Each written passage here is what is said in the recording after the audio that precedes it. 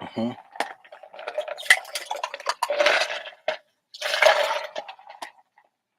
Hello.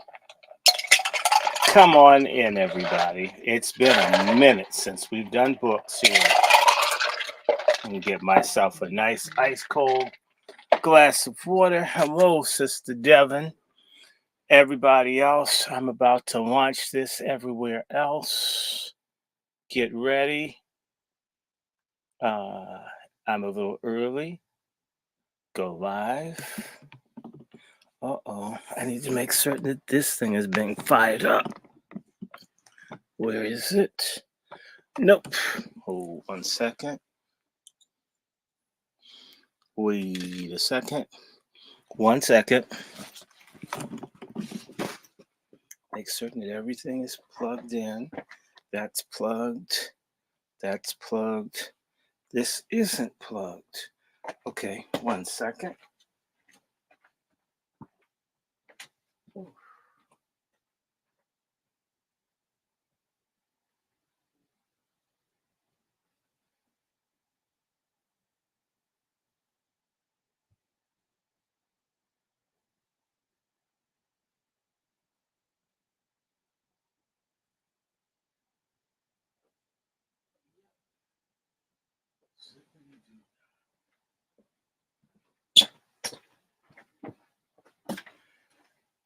Come on in the room, people.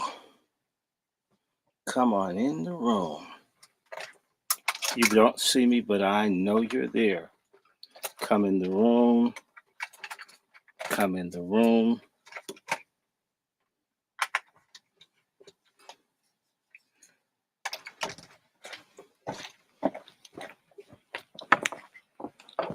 Here we go.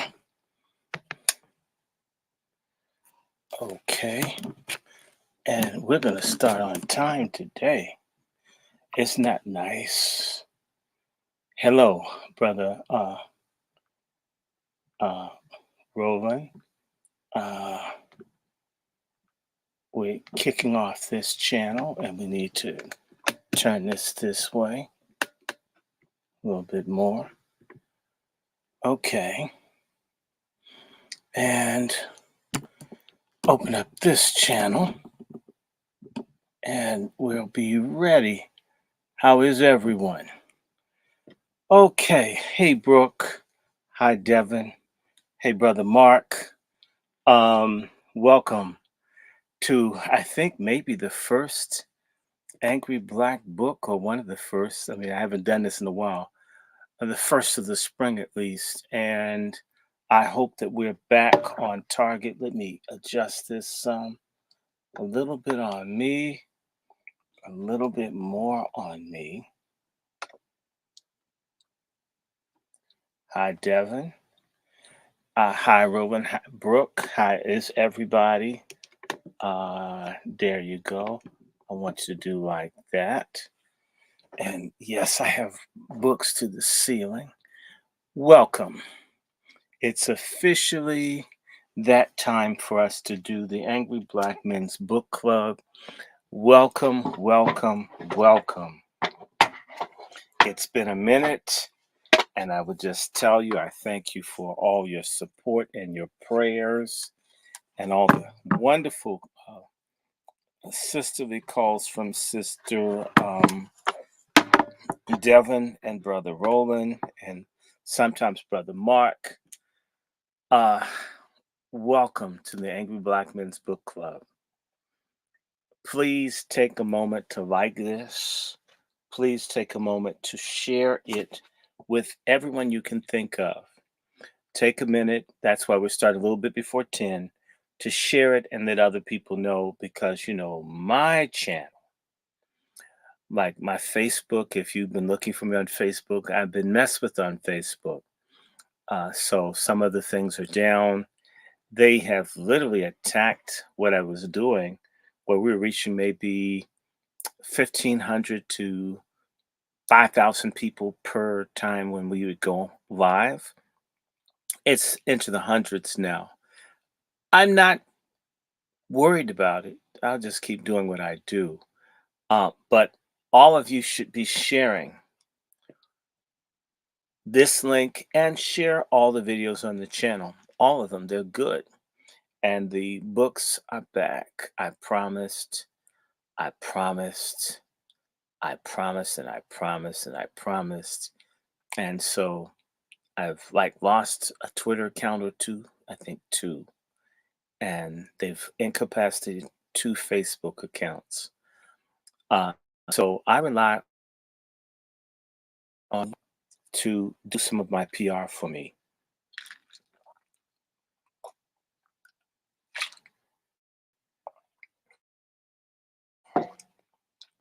Your help is needed.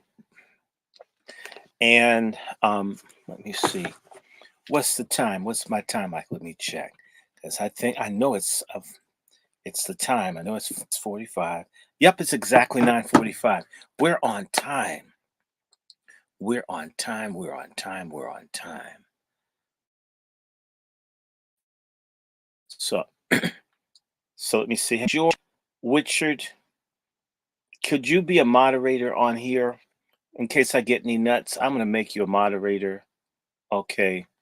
So if anybody does anything really stupid, I can um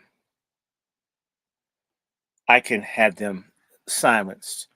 And anybody on this channel here, anybody that needs to be a moderator, I just want to do this. And I have been like dying. I've been getting all these different books, some not so new.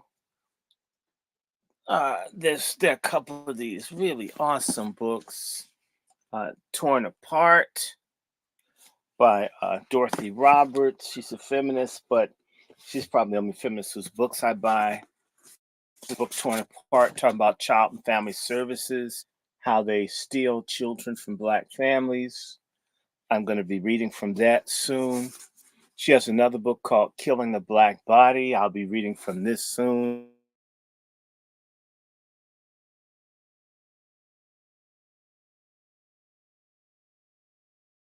And racism and eugenics.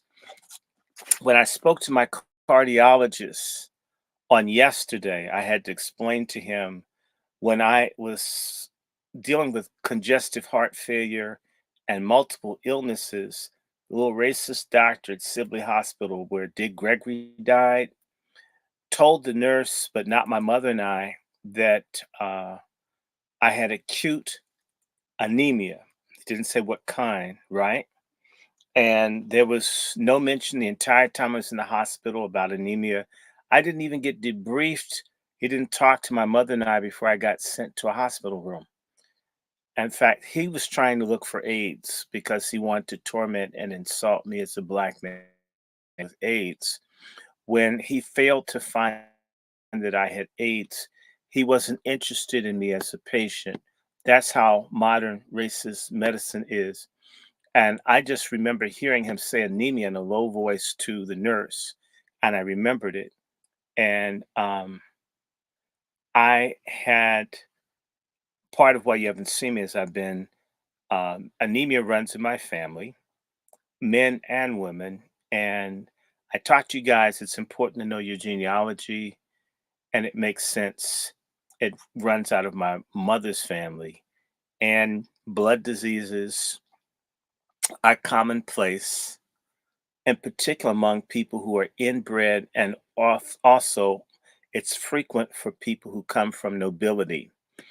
I'm not being arrogant when I say to you, according to my research on multiple sides, I come from multiple royal lineages: European, African, Amerindian, Mesoamerican. I'm the same person. I'm not tripping. Most important thing to me is that God knows who I am. Some of those people in history that you've heard about that are bastards, like I have a distant cousin you've heard about named Napoleon, who did a genocide on Black people in Haiti, and he's a mulatto. So the lineage stuff doesn't go to my head because a lot of these big name people did a lot of evil to folks. But you need to know your lineage. When you know your lineage, in fact, that's what a lot of people do with 23andMe and other things, is trying to learn about the diseases in their family. And it's only after, all this stuff happened to me, I began to remember my mother would be very weak. I remember trying to open her eyes as a child. She'd be so exhausted. Um, uh, Anemia it's in our community. A lot of people that you see are depressed. A lot of them have anemia, and a lot of people are getting anemic because they're trying to change their diet and eat healthy. And sometimes for me, y'all gonna freak out. I'd stop eating, trying to eat red meat altogether. And I only began to feel better when I began eating periodically red meat again. Go figure. I I felt my best since I had some steak. And I had a bunch of them. They were good. Um, so we'll be talking about racism, all this stuff I promised you. And also, I want to let everybody know on tomorrow, we'll do for all of you that are Christian. I'm not ashamed. I'm black and Christian. If you're one of those voodoo Negroes, don't come. But for people, if you're interested in a Christian sermon from a black Christian, pro-black, anti-racism thing, uh, please check out the Salt Ministry. I'll be following up. I will be giving a sermon about reparations. Reparations is biblical. Uh, reparations is God's will. It's actually God's law. How about that? Any preacher, anybody that's not teaching people that you we are owed reparations. That this is supposedly a Christian nation, which it is not, but we're owed reparations, and I'll be talking about that from a biblical standard, a biblical basis. I was on a a white what's this thing called? What do they call them? So libertarian TV show, and I kicked this man's ass from a Christian perspective of why reparations were necessary and God's will. He hasn't talked to me since. I don't care. We need our, pardon my language, our motherfucking money in Jesus' name. And yes, I'm saved, sanctified, filled with the Holy Ghost, and I still want my damn money. We all should have just what I've been through with these health things, trying to put me on metformin, trying giving me gabapentin and other things that could have killed me when I was in the hospital. I am thankful for life. I want to remind everybody listening to this that they told my mother that I would not survive the operation because they wanted to take my organs. So what the heart attack didn't do, what the uh, anemia didn't do, what the double pneumonia didn't do, what the internal bleeding from my heart didn't do, um, what the miracle, and that's why I'll just say to everybody, yes, I'm a Christian. Yes, I believe in Jesus Christ. Yes, I pray. It's all real. Um, for all of you that don't believe in anything, all you fake black people, we don't have nuclear weapons. We don't have armies. Now we don't even have God. We're pathetic. I want to say to you, even a little racist doctor that was trying to hint that I had AIDS in the hospital couldn't believe with congestive heart failure, anemia, double pneumonia, and internal bleeding, and a heart pumping at 50% the rate, my blood oxygen level actually, my blood oxygen level when I was in the emergency room at Sibley Hospital 2 years and some change ago was better than my blood oxygen level yesterday in my cardiologist's office. Yesterday it was 96. When my heart wasn't working, it was 99. If y'all don't believe in God, y'all are sick. Uh, the devils would have killed me. God is real. I'm not talking about fake ass people like TD Jakes. How dare we compare God to some fake broke back, bald headed, walrus looking TD Jakes. It's insane. So I'm a living witness. The doctors couldn't understand why my blood oxygen level was so high. Ideally, they would have thought I should have had organ failure and I should have died in February 2022.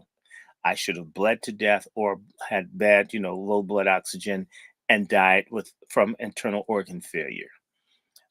So I could care less. I don't respect atheists, especially black ones. I especially have contempt for black paganists and black atheists and black Luciferians because everybody hates us. Everybody's out to get us, including a lot of our traitors.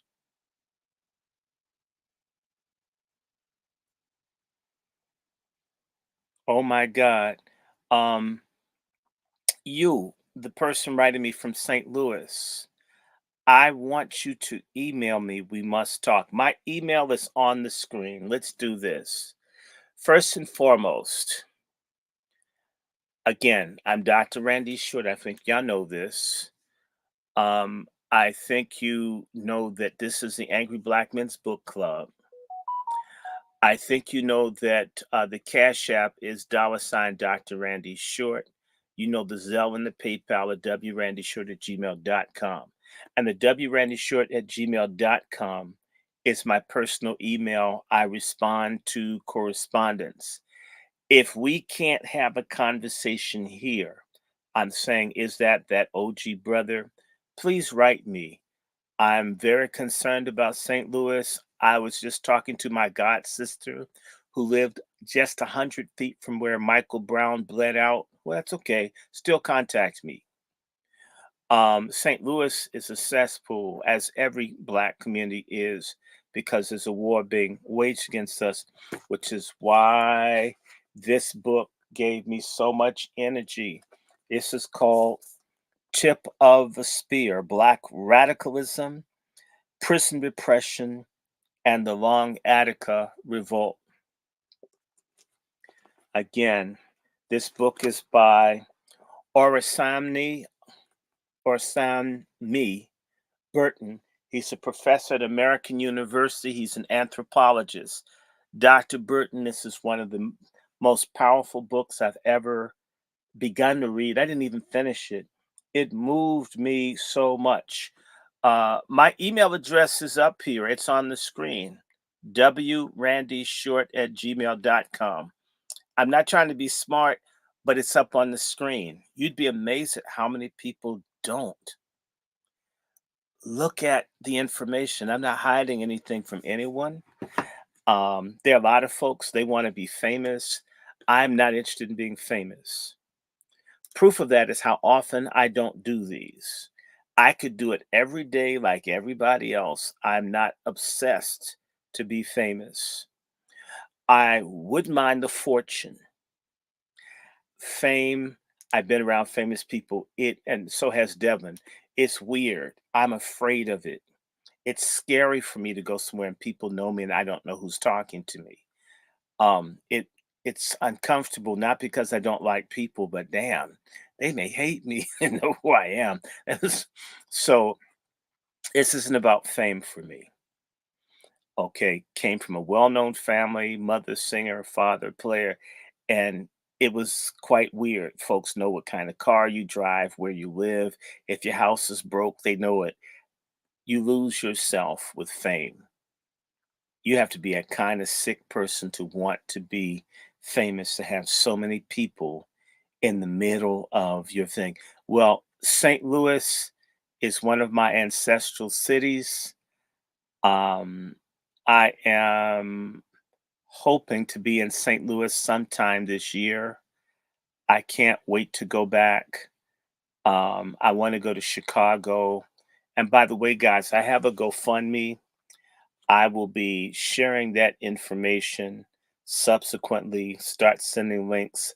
But I have a GoFundMe because St. Louis is one of the places. The last time I did a GoFundMe, I went to St. Louis and to Cahokia and to meet activists in East St. Louis and talk to people and try to expose the genocide of Monsanto and other people in the St. Louis area. It is horrible.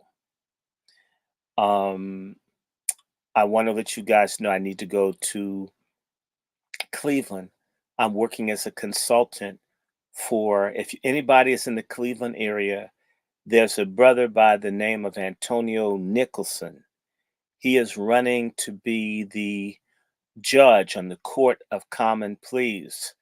His mission is to fight to find missing Black women and children. I'm working as a consultant for the campaign. He is not running as a Democrat, but who the hell cares? The Democrats aren't trying to find our missing Black babies. I don't care which party you're in. I care about whether you're trying to serve us. Okay?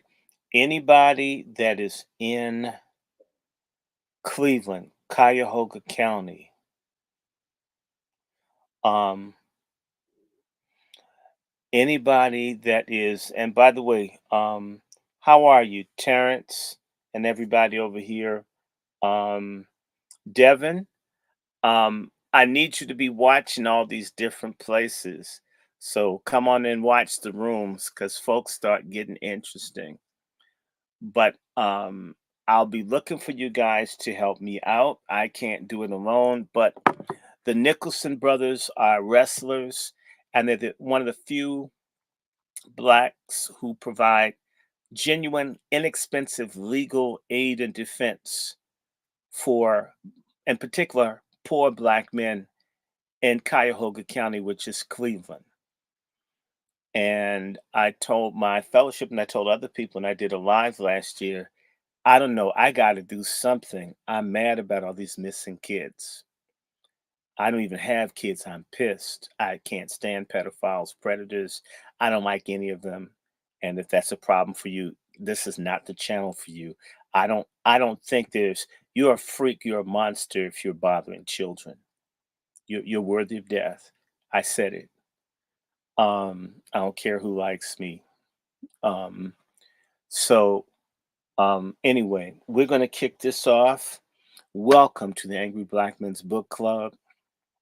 It's a miracle they haven't taken this channel away. You have no idea how they play with the numbers and shadow ban, but we're going to do what we're going to do, right? I refuse to be intimidated. I refuse to give up. Um, oh my God, I've been in Alton. Oh my God. In fact, in Alton, Illinois is where they murdered a white abolitionist by the name of Elijah Lovejoy in 1837. They burned a white man alive with his printing press. That's There's some hate in St. Louis. That's a hateful ass place. Um, by the way, on Sunday, I know I'll be doing readings. Uh, I'm going to do maybe a small sermonette, but I'm going to be talking about religious racism or bigotry, fake, Christianity, which is a major problem. It's Luciferian, and so let me see. One of the people I've had this book here. There are two of them. Um, this is George Whitefield. He's one of the fathers of white fundamentalism, and the Bible teaches that man can't serve God and money. He will love one and hate the other. George Whitefield, who's the father of white fundamentalism and evangelicalism, basically betrayed the teachings of the scripture because white folks and white British people couldn't make it without enslaved Black Indians and Black Africans. Okay. So the Christianity that a lot of us are introduced to is trash. It's satanic. It doesn't believe in love or respect or human rights. That's why they're all down with this genocide going on in Gaza, why they're silent about the genocide in Congo and silent about the genocide in Sudan and in Ethiopia and in Haiti, and they're silent about it here. And of course, I've got some other stuff. I have been just dying Y'all have no idea. Plus, I'm going to keep it contemporary. I might switch up between chapters. This is a book I just got talking about the gangs and how the gangs and the political system in Chicago are intertwined. Black thugs are not our friends. They could be, but they're not. They are just a lot of them just scum. I know that they're trapped, but damn. I will be sharing that. I'll be doing more stuff on Chicago. And let me see, I got so many of these. Woo, Jesus. Uh I might take a piece now and then because I've had these things. I got this book, it's hard to get, called The Blood Never Dried by Newsinger. Talks about how the English speaking people all over the world killed and murdered people for their empire that the sun never sat on. And the sun never set on it, and the blood didn't dry either. Let me see, I got one couple more, and there are others coming in. I'm gonna touch on this eventually, the black tax. It shows how black people were cheated through the tax system, that hundreds of billions of dollars have been stolen from the black community, even when black folks were sharecropping by the tax system. We've been kept poor by it. Not that you don't know, but it's nice. There'll be some factoids and show that it's been like this. Even when everybody black had a job and was working, we would get messed over. I had mentioned to you earlier, and let me pull the book back up, because this woman, Dorothy Roberts, has these books, Torn Apart and Killing the Black Body. These are on Amazon. Or other places, but they're worth getting. You can get it if you don't like reading. Audible has a really nice thing, talks about everything. We're going to be talking about that because I promised to talk about race and eugenics and this stuff in Gaza. Says there's no time like the present. Again, with my religion and race series, it's going to be coming up. This is one of the books that breaks down Robert Dabney. He is the white supremacist father of the racist kill all the blacks evangelical movement that's running. It's all over the country. And this lady breaks it down. So I'm going to take that and merge it with the book on Whitfield. And I have Dabney's book. I think it's right here. Oh, yes. This is the white supremacist father. His name is Robert Dabney. What's his middle name? Robert Louis Dabney. And he is the father of teaching folks that slavery was God's will. Abolitionism is Luciferianism. In other words, black people being free is of the devil. There are white people that believe this. And what I will do is link up Dabney and even this book on here with this book on pro-slavery thought, and you'll find that the language being used to justify why we don't get they're against us getting reparations is the same language they were using to justify slavery. The more things change, the more they stay the same. Let me stop because it's about time. You guys ready? Are you guys ready? I know y'all ready. I mean, because I'm ready. I have been dying. Y'all don't know when I wasn't feeling well. Man, I says, God, I miss my book club, miss all my crazy friends. I don't have Black Klansmen, but the Congressional Black Caucus is all Klansmen as far as I'm concerned. I've met them in person. And this is a really nice one. I will add that with Dorothy Porter's book, Torn Apart. This is called Confronting the Racist Legacy of American Child Welfare System. Stealing Black children is a continuation of slavery. 1 in 9 Black children in this country are in the Child and Family Services. That's slavery. Slavery, slavery, slavery, slavery. Well, OG brother, if you're going to sue Monsanto, I want to introduce you to some people who are trying to sue behind the poisoning in East St. Louis. Most people don't know East St. Louis is the most poisonous place in America. Blacks in St. Louis and that area are the most poisoned people in the world. Black Hannah, uh, if people recommend the book, you can send me one to donate so I can buy them. It's expensive buying these books.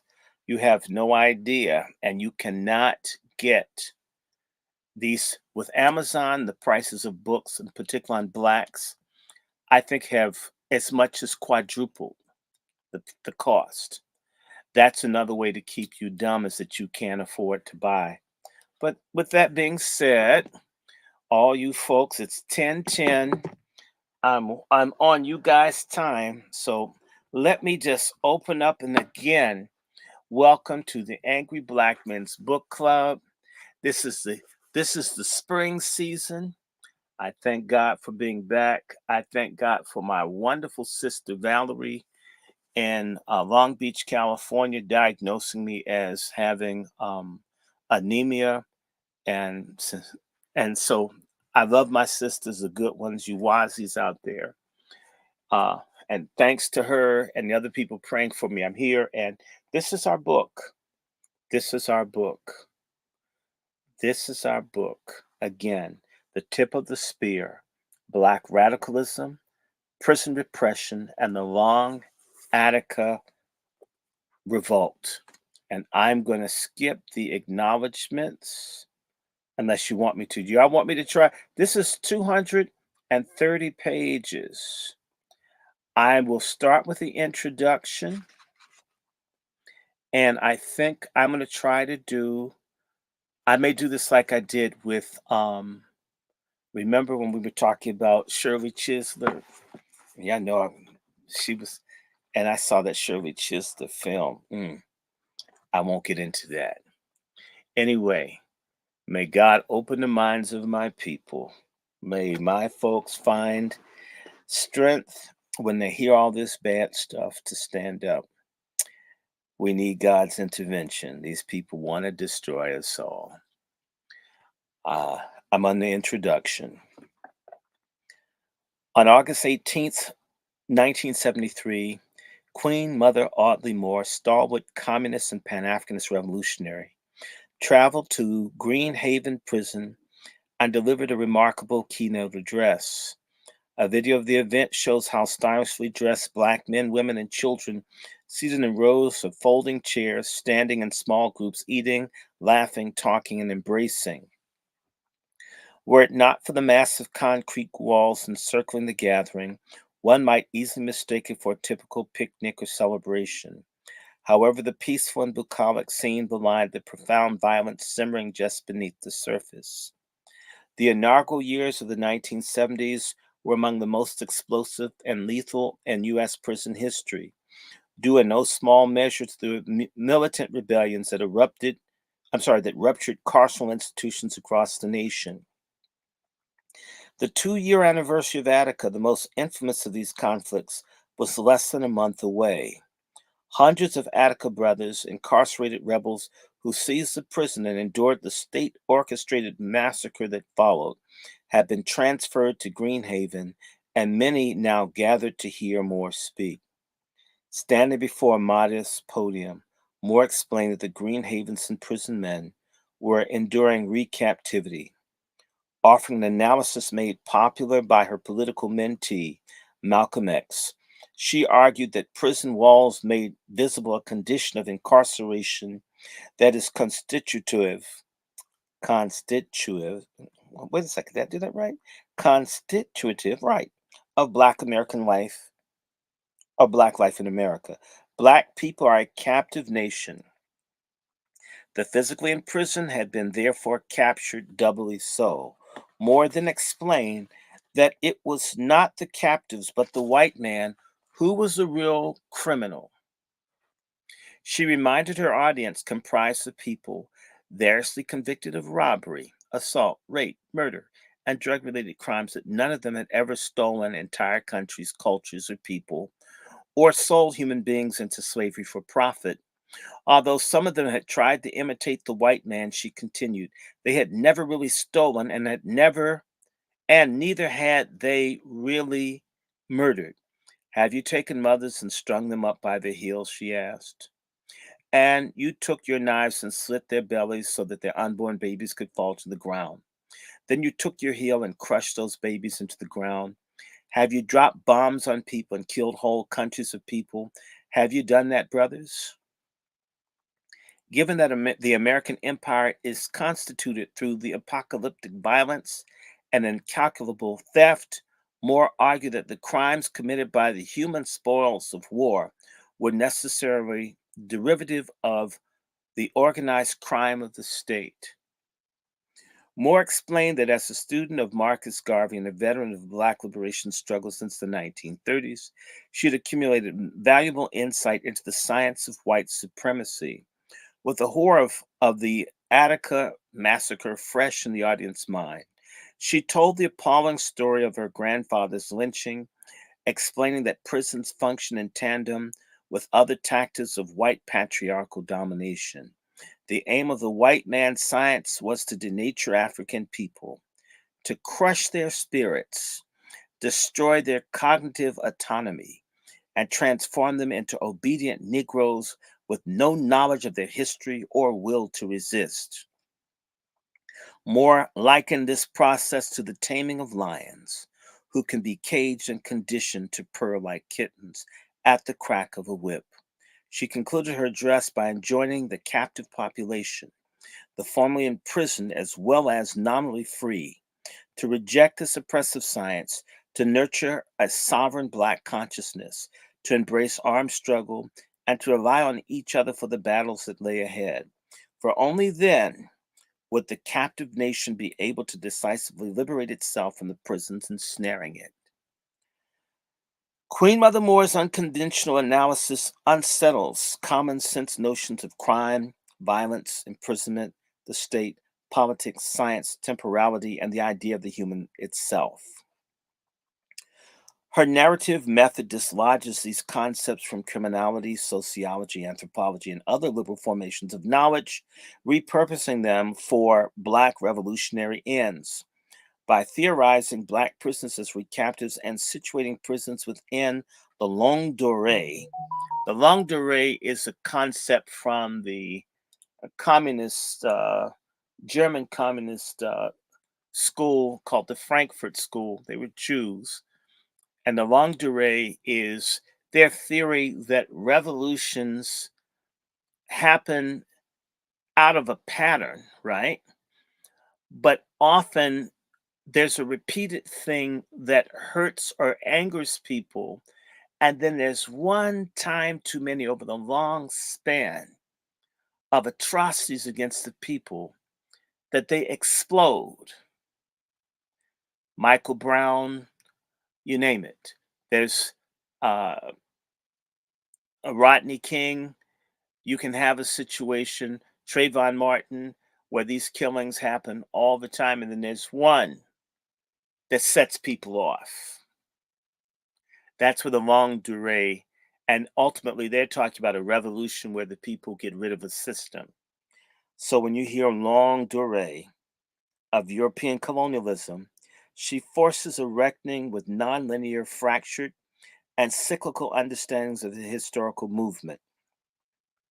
Her visceral rendering of the gendered racial violence disrupts the past and present, attempts to construct the Attica massacre, during which state actors slaughtered at least 39 people and sexually tortured hundreds more, as aberrational or exceptional. Rather, without ever mentioning it, directly she calls attention to the resonance between the recent spectacle of violence and the supposedly bygone regimes of chattel slavery, racial apartheid, and settler colonialism. Moreover, her arguments that the white man allegedly's objective science involves methods of taming Black rebellion is suggestive of concurrent efforts by CIA affiliated behavioral psychologists, physicians, and others to neutralize political radicality by chemically, surgically, and electronically altering brain functions. Let me just stop and say to you in the city of St. Louis, the United States Army dropped radioactive material on Black people in the projects in St. Louis to see how it damaged their brains. Nothing's really been done about it. Next time you hear something negative about Black people in St. Louis, you have no idea what they've done to the people there. It's uh, it's disgusting. It truly is disgusting. It's and Baltimore. You hear about Baltimore and Detroit. When you hear these negative depictions of your people, you need to consider. In the words of Dr. Martin Luther King, he's saying the same thing. Martin Luther King did an article and he said that Black crime is derivative of white crime. And what that means, in a sense, is that if white folks hadn't done the big, wicked criminal things to Black people, Blacks wouldn't do much of the small things that white people bitch and complain about. Somebody say amen. Conveyed during a moment in which the struggle behind the walls was taking on a less combative posture, Moore's oratory challenged the state's authority to criminalize and incarcerate Black communities while affirming the captives' rights, indeed their duty to struggle against the carceral world. These ideas, thematic concerns, and political imperatives prepare us for the narrative that follows. Tip of the Spear argues that prisons are war. They are state strategies of race war, class war, colonization, and counterinsurgency. But they are also domains of militant contestation where captive populations reject these white supremacist systems of power and invent zones of autonomy, freedom, and liberation. This book's major tasks are threefold. One, I analyze what I term as the long Attica Revolt, a genealogy of Black radical and revolutionary struggle that emerged among New York's captive population during the early 1970s. Two, I illuminate what I call prison pacification, a campaign of racist and political repression, white supremacist science, and organized violence advanced by a network of state actors variously located within penal hierarchies, police agencies, foreign theaters of war, counterinsurgency think tanks, universities, the FBI, and CIA. Three, I examine how the protracted collision of these projects gave rise to new formations of consciousness, politics, sociality, gender, and being, as well as new, which is so to say, renewed technologies of racial, colonial domination, dehumanization, and extraction. The war of which I write is fundamentally asymmetrical, not only in terms of each side's capacities and methods, but also in terms of their goals. Through prison pacification, state actors wage a war of conquest on a subject population as part of a broader effort to accumulate capital and preserve the dominance of the white man. Their mode of combat combines siege warfare and counterinsurgency warfare. Through siege warfare, an antagonist surrounds an enemy's fortifications and institutes blockades on the flow of resources and attempt to starve the surrounded population into submission.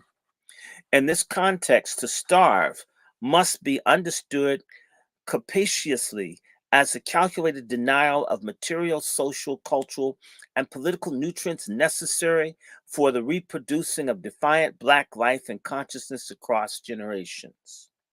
Counterinsurgency, according to the U.S. Army, is a style of warfare that involves military, paramilitary, political, economic, psychological, and civic actions taken by the government to defeat insurgency.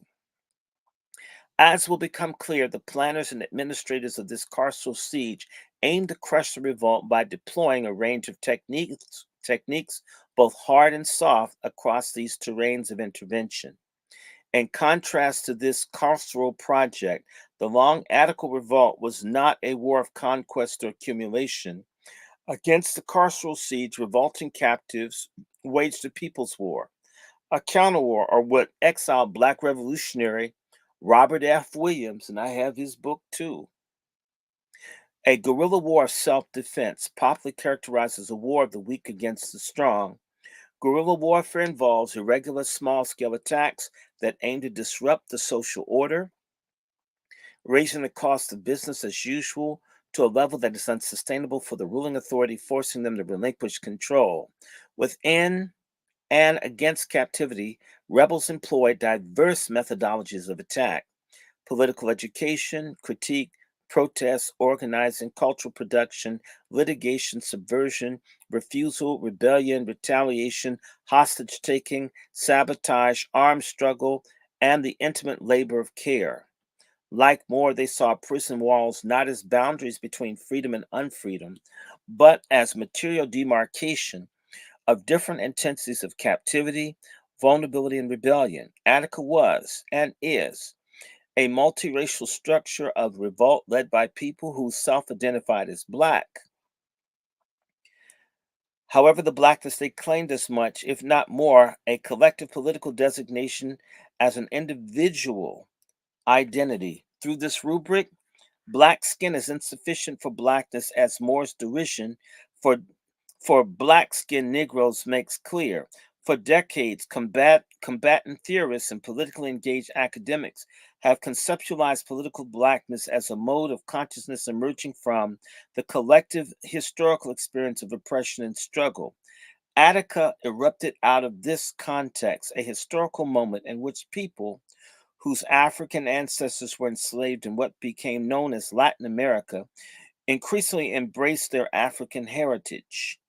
Moreover, conditions of extreme carceral duress coerced some imprisoned and destitute whites into Black modalities of rebellion. Authority itself may be going down a fast track towards the niggerization of everyone,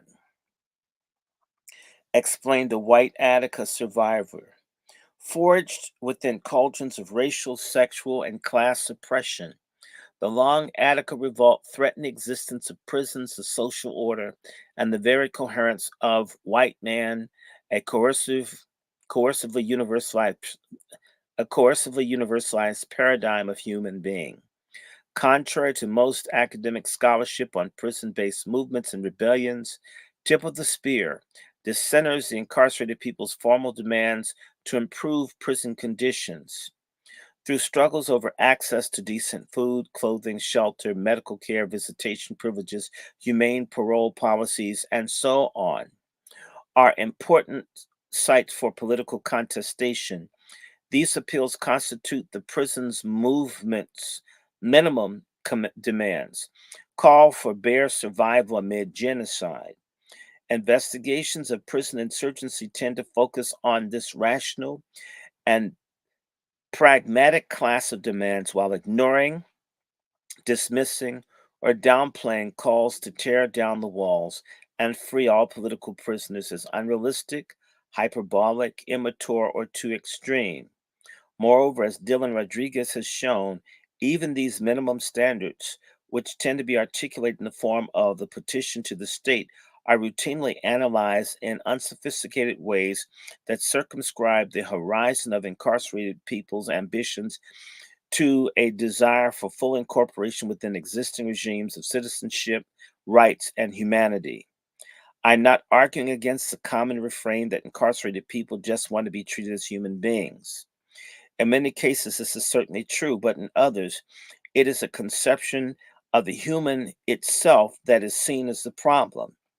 As the dominant way of interpreting anti carceral struggle, the focus on external demands on the state narrows the scope of people's actual desires and facilitates the mystification of prison abolition's revolutionary and anti colonial origins.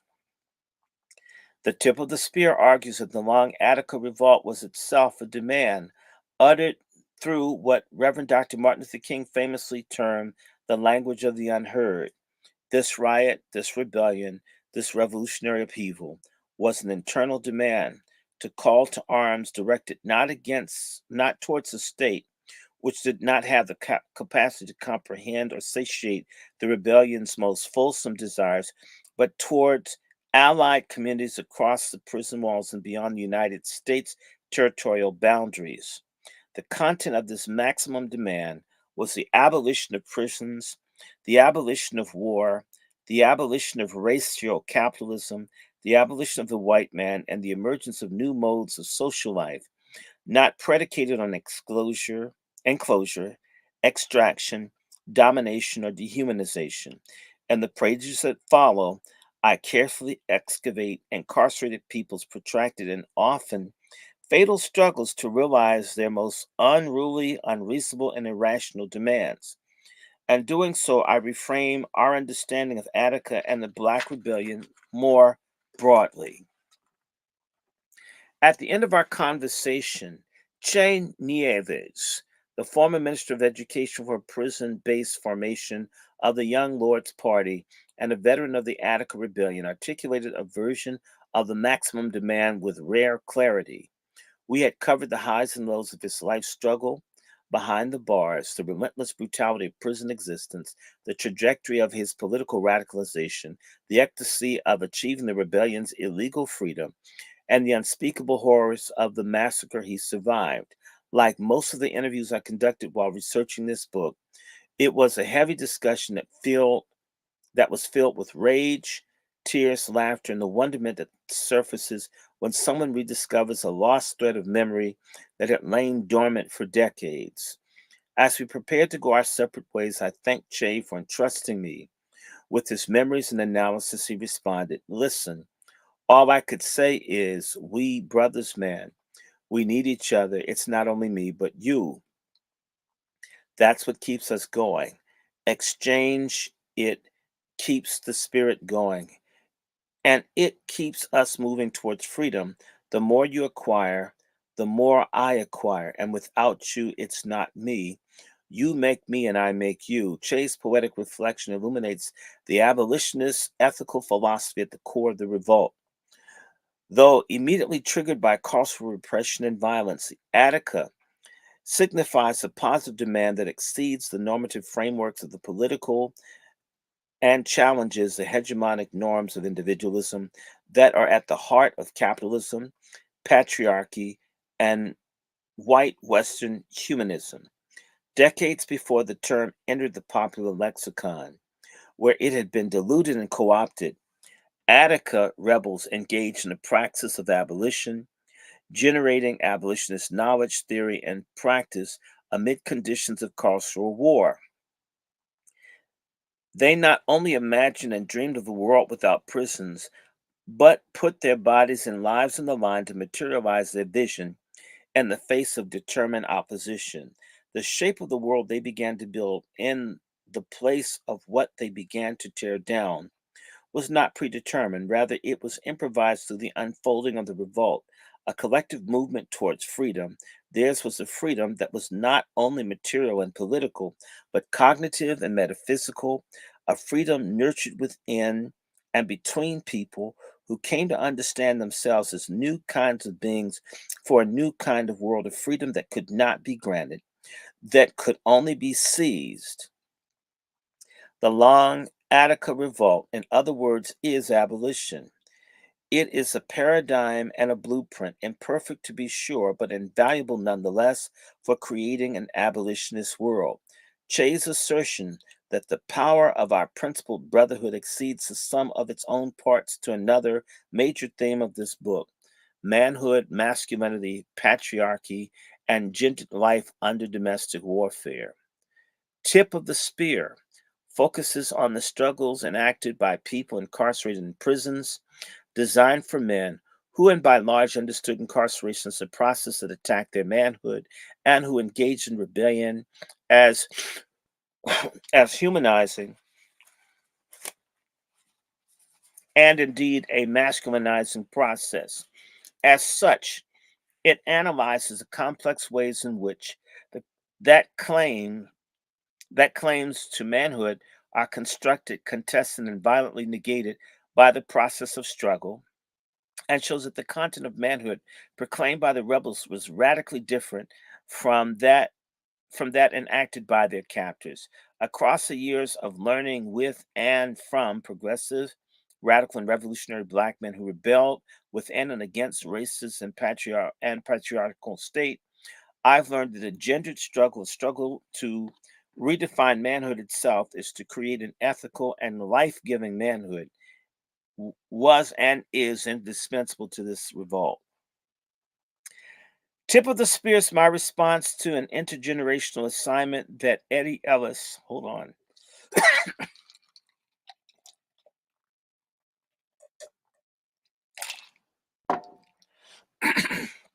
that hmm, that Eddie Ellis and others gave me nearly a decade ago. I met Ellis at a 2009 while facilitating a political education workshop with the Prison Moratorium Project, an organization he helped establish after spending 23 years behind the walls. Need some more water. Ooh. Ah, thank you. I'll put that down there. Let me do that one more time. Hmm. Whew, 23 years behind the walls. In 2014, when I began conducting research for what evolved into this book, I interviewed Eddie, hoping to learn about his life as a journalist for the magazine The Liberator, his role in the Harlem Black Panther Party, his experience in Attica during the rebellion, and his work as part of the Green Haven think tank, a prison based formation whose research influenced multiple generations of activists, scholars, policymakers, often unacknowledged in unacknowledged ways. During our interview, which lasted upwards of 6 hours, Eddie shared his feelings that he and those with whom his community had failed to theorize, document, and contextualize the movements they led behind prison walls. Quote, "We have never been able to use the tools of academia to demonstrate that our analysis is a better analysis," close quotes, he said. Then he suggested perhaps I could play that role, that I make it my mission to use the resources of academic scholarship t- to rigorously elaborate a genealogy of knowledge and production that today remains largely criminalized, pathologized, and intentionally hidden from public view. It was a transformative interview in many ways, but unfortunately, it was our last. Ellis died of cancer shortly after that conversation. Mm.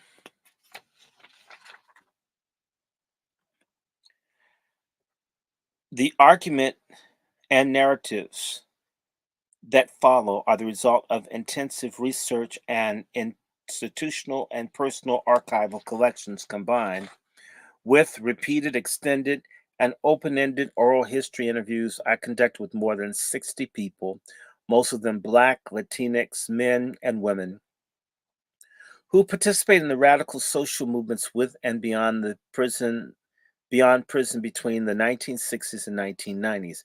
As such, this work extends a legacy of anthropological research carried out in service of anti-colonial, liberatory, and abolitionist projects.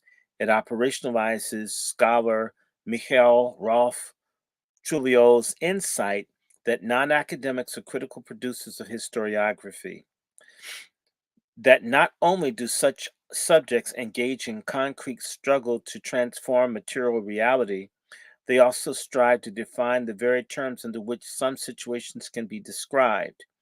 It also builds on the work of theorist Cedric Robinson, who shows us that to contend with Black radicalism on its own terms, we must unshackle our analytical frameworks from the cognitive prison of white Western rationality. I refuse to impose knowledge paradigms developed to justify the current social order upon movements that aim to unmake that order.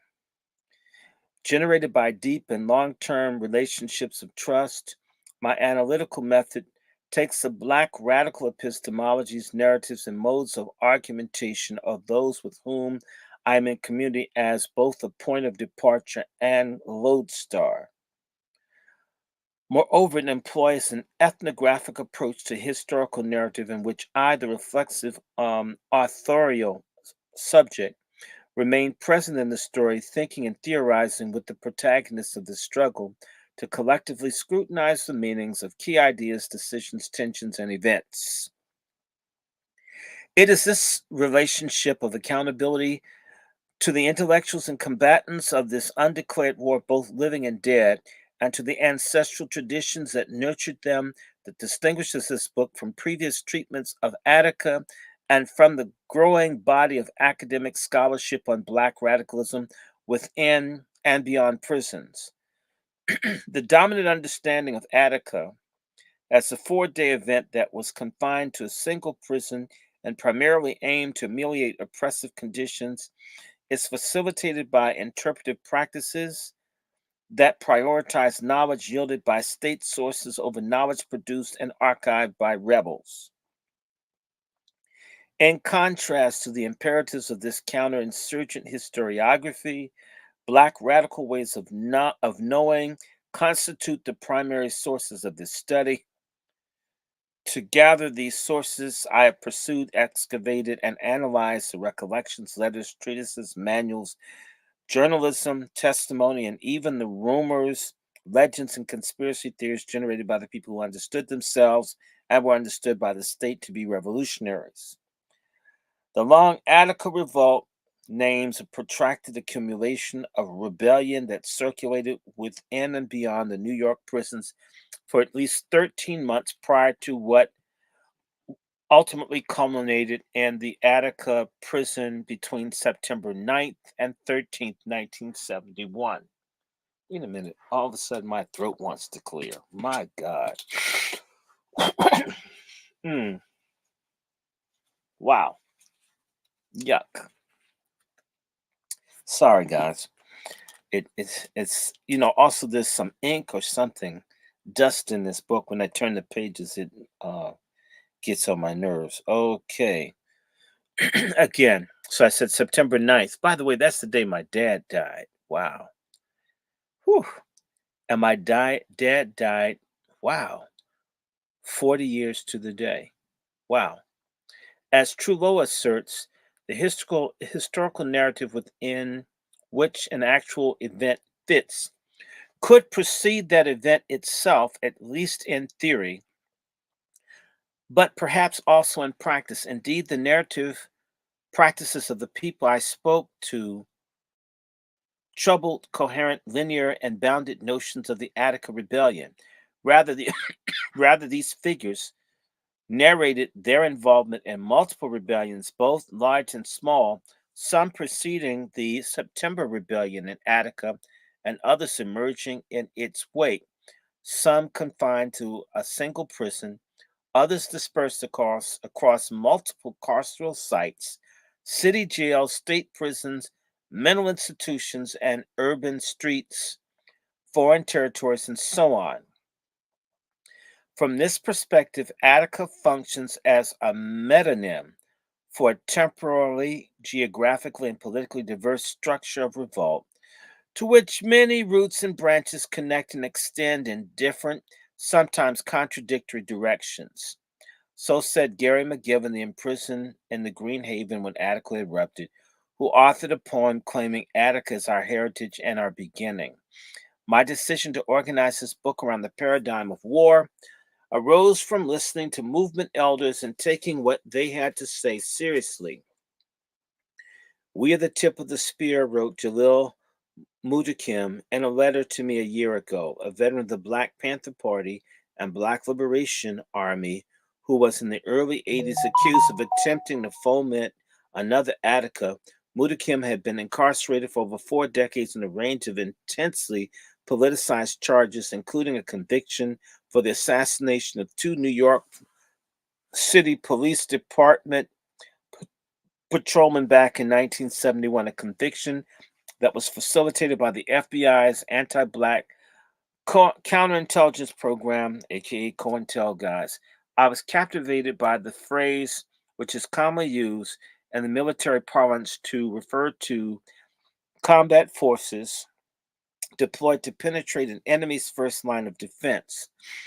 Initially, I interpreted it as a reference to the leading role that politicized prisoners had played in challenging the state. That is, I interpret the statement as a historical claim.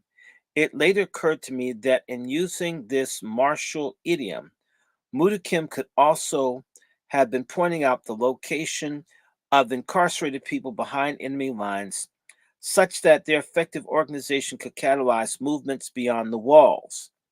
In other words, maybe he was deploying this phrase as a tactician, much like Frantz Fanon was when he wrote, "It is among the masses, these masses, in the people of the shanty towns and in the lumpen proletariat that the insurrection will find its urban spearhead." However, there is a more chilling possibility. The war paradigm means that it has been possible to interpret Mudakim's statement from the point of view of the state, which would make incarcerated people, especially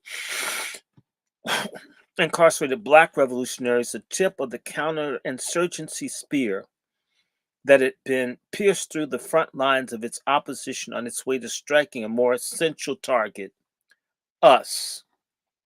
Translation: there's a war against all of us. The Negroes in lockup are on the front lines. As a story of war, the tip of the spear mobilizes these various interpretations of the term, analyzing the cutting edge of the carceral struggle as seen from both sides of the blade. Quote, as soon as all of this became clear to me and I developed the nerve to admit it to myself that we were defeated in the war and we were now captive slaves, or actually that we inherited a neo-slave existence, I immediately became relaxed, always expecting the worst, and started working on a remedy, close quote. George Jackson offered this reflection from the Soledad prison in a 1967 letter to his mother. 6 years earlier, an 18-year-old Jackson had been given an indeterminate sentence of 1 year to life for robbing a gas station at gunpoint. It was behind the walls of the California prison system, where racism was in its purest state, gathering its forces, pulsing with power, ready to spring, that Jackson mutated into a revolutionary. Wow, it's dusty down here. Okay, revolutionary. Where am I? He studied martial arts, read voraciously, co-organized underground formations of resistance, and became Field Marshal of the Black Panther Party, wrote incisively and prodigiously, and engaged in physical combat against the state. Jackson's insight about the relationship between prisons, war, and slavery is a useful point from which to begin our examination of carceral war. Dominant understandings of prisons as neo-slavery are typically grounded in the critical interpretations of U.S. jurisprudence.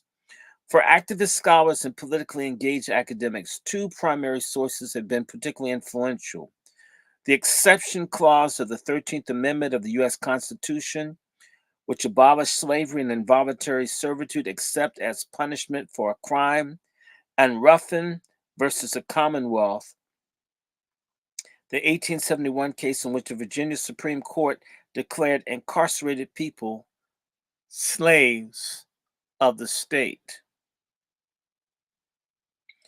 I'm sympathetic to the newest neo-slavery arguments that cite these sources, particularly when slavery is understood as violent relation of domination that often involves but does not require the exploitation of labor for profit. I myself was politicized to this mode of historical narration that compelled me to embrace abolition as the only ethical response to slavery. However, as I researched this book, I became increasingly critical of this approach, not of the neo-slavery analytic per se, but how it is alleged that the basis in law is endlessly deployed as though slavery exists because the law allows it to. George Jackson's assertion that Black people are captives and slaves, not because of law, but because we are prisoners of war, we're historical prisoners of war, invokes a paradigmatic. God, paradigmic. No, paradigmatic. Okay, I did it right. I'm sorry. He uses lots of huge words. Nobody's gonna read. Average people are not. I understand that these are. I know how to pronounce these. Don't get me wrong. I'm not mad at dude. Let me just tell you what I'm getting from this intro. This book was written to prove something. Not that he's bad, but you have to use all of this asinine, puffed up language to get a point to white folks that you know what you're talking about. Because when you see all this in theory and you throw all these French people in there, I went to this whole it's amazing. White folk, when they want to write a book, they just write. When black people need to say something, they have to do all of this to prove I'm smart so I can say something. Understand that. Because come on, guys, there'd been a whole lot of $50 words here. Not that I have an issue. I just wouldn't. Yeah, I've got a filter. Maybe I should bring my filter in here. You want me to get my filter? Let me get my filter. I need to get my filter. Plus, my cat was down here. Let me get a filter. Give me 1 second. Let me get my filter. You're right. Something's triggering my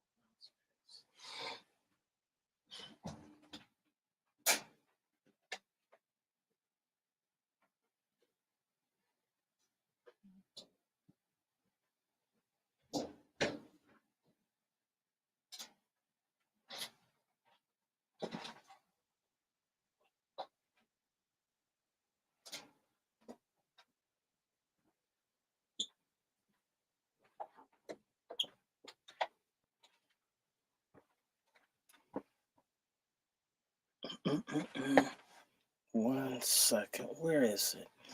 I'll put it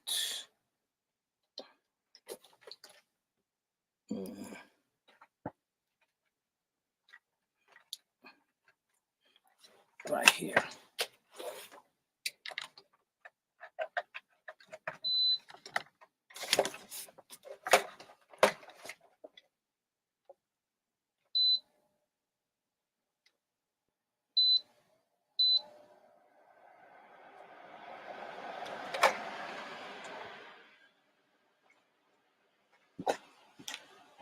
Okay. I put my filter on. I put the ozone machine on. Whew. Whew. Yeah, I think selfish. There's a bunch of selfish. I need to put the ozone thing in here and kill whatever selfish has on. Something was like tripping my throat out. I was like, what's going on? Okay.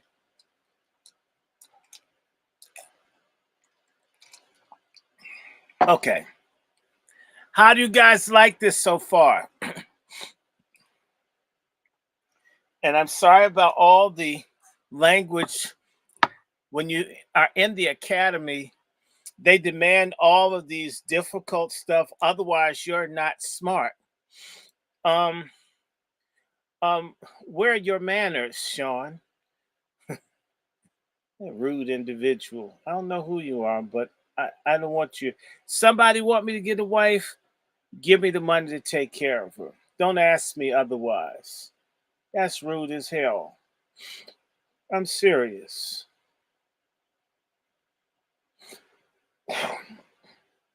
That's rude as hell. I repeat, and I'll say this to everybody out there that's single, for all the people that mouth off at you, they ask you why you're not married. First and foremost, you're going to help me get a house. You're going to make certain I have the income to take care of an additional person. You're going to make certain I have legal protection in case that person wants to get a divorce. And, right? Rude people. And it's none of their business. And you know what? Probably a fruit booty. I don't sit up worrying about who is and isn't married. That's a fruit booty question. You probably got something too. I'm glad I don't know you. Let the church say amen. Now,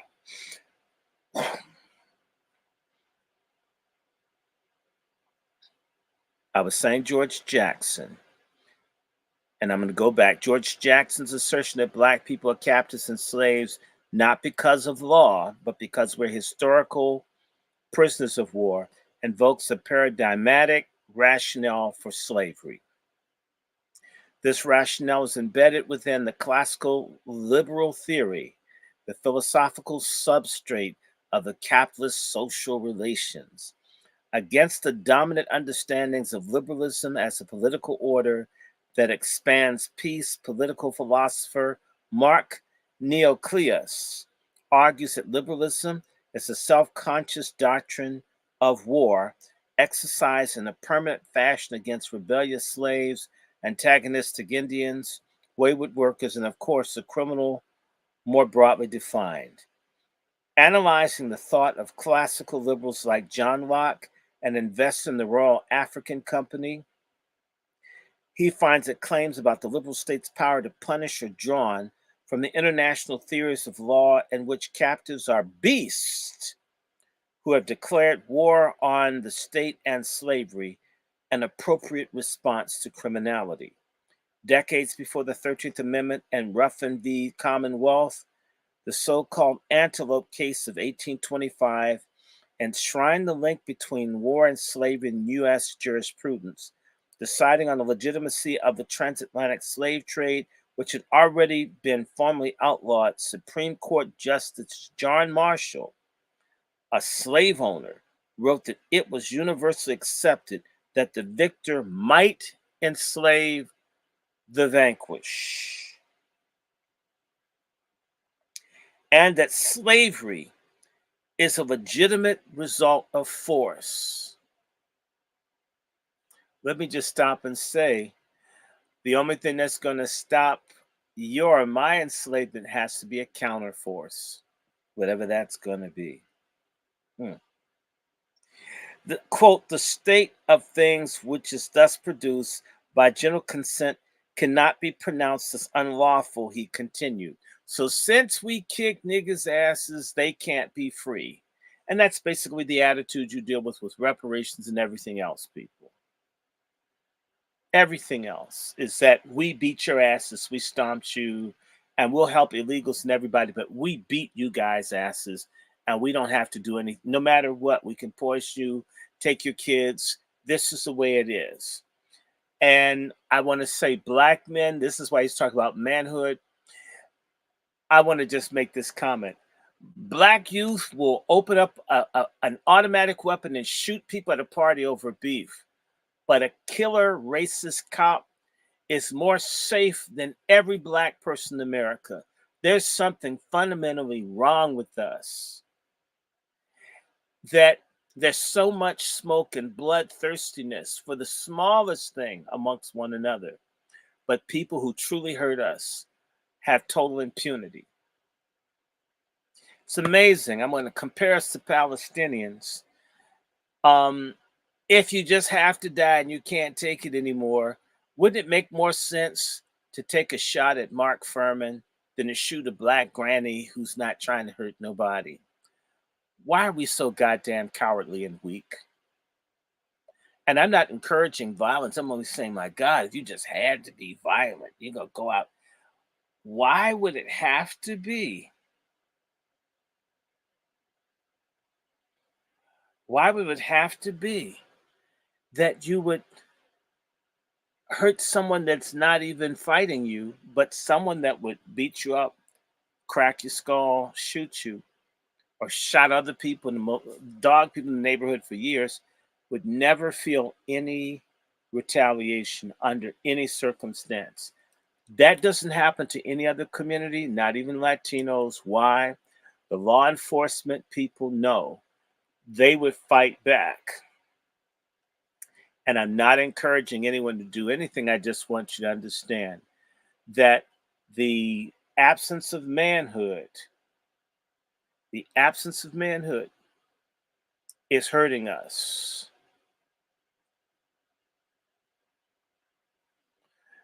The absence of manhood is hurting us. And by the way, the absence of womanhood, now we've got a gender gap, a femininity gap. We've got to like pull that together. Now let me keep going. So here it is. The state of things which is thus produced by general consent cannot be pronounced unlawful, he continued. So since we beat up everybody, we have the right to do whatever we want to do to these people who we've beaten. That in reality is why we're in a situation that these people have no desire other than you're going to have to make me respect you. You're going to have to take it. You can't march it. You can't love it. You can't pray it. This is at least the mindset of certain people. Please understand that that is very strong. That didn't go anywhere. Let me continue. The Antelope case established the sanctity of property over the supposed natural right of liberty and shows how the basis of neo-slavery lies in war. Lies in war, not law. What have black folk been doing the last few hundred years? Hey, Star, I need you to moderate on this thread. Could you, sister? I thank you. Please moderate and moderate effectively. I trust you. Yeah, moderate. Um, I don't disrespect folks, and I'm not going to be disrespected. Okay, it's better. Okay, at least I'm not gagging. Again, the Antelope case established the sanctity of property over the supposed natural right of liberty and shows how the basis of neo-slavery lies in war, not law. Again, the relationship that these people have with us is a never ending from the 1520s to today, a war against us, whether we like it or not, whether we want to fight or not, whether we are loving or not, whether we're peaceful or not.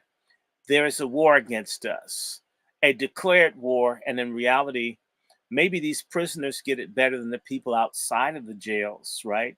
The bushy people, right? People think being a rich ass slave is free. No, a rich ass slave like Diddy or a rich ass slave like a lot of people who have money. Oprah is a rich ass slave.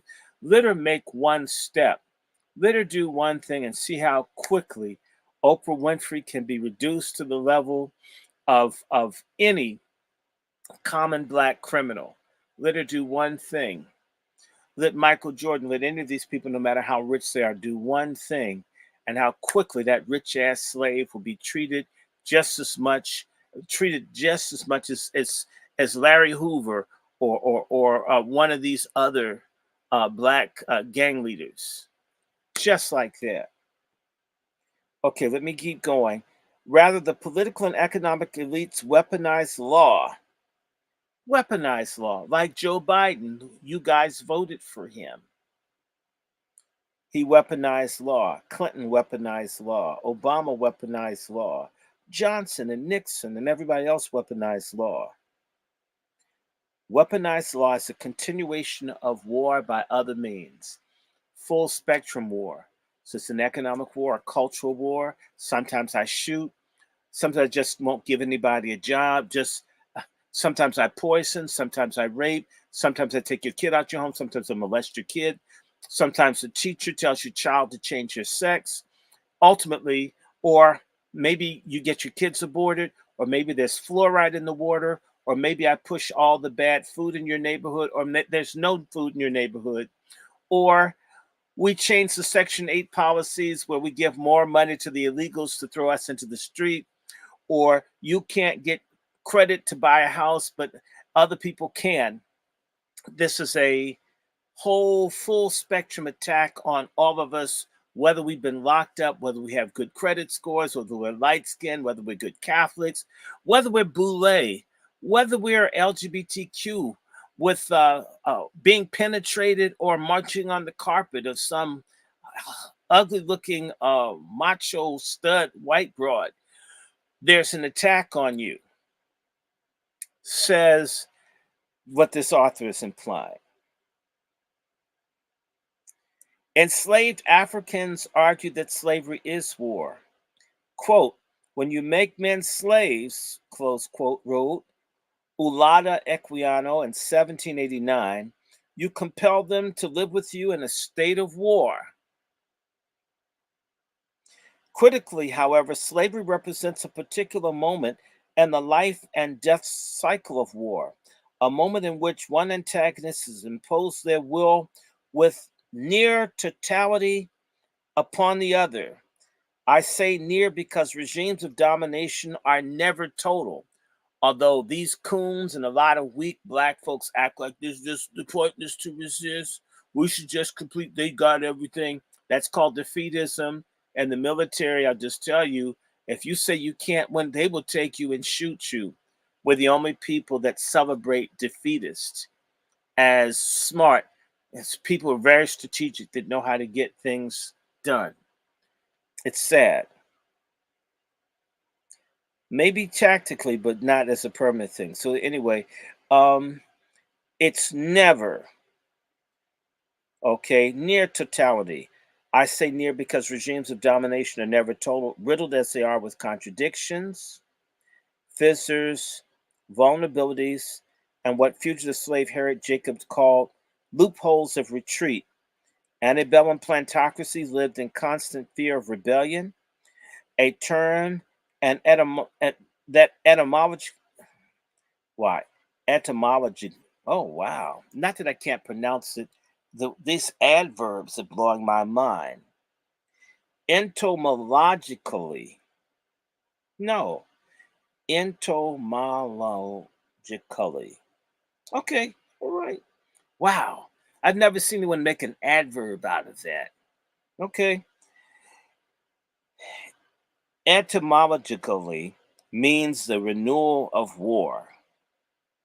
To rebel is to repudiate the master-slave relation and inaugurate new movements towards freedom, to create ruptures and breaches through which repressed ways of knowing, being overrun, violently impose boundaries.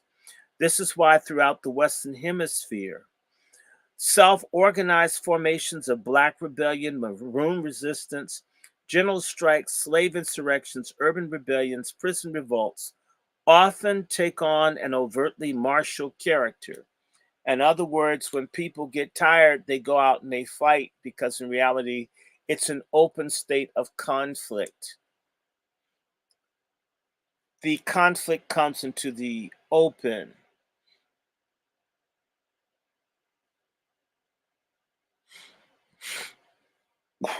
Hmm. Hmm. Prison pacification names a historically specific articulation of this permanent war, one that was forged amid tectonic shifts in U.S. political economy during the second half of the 20th century.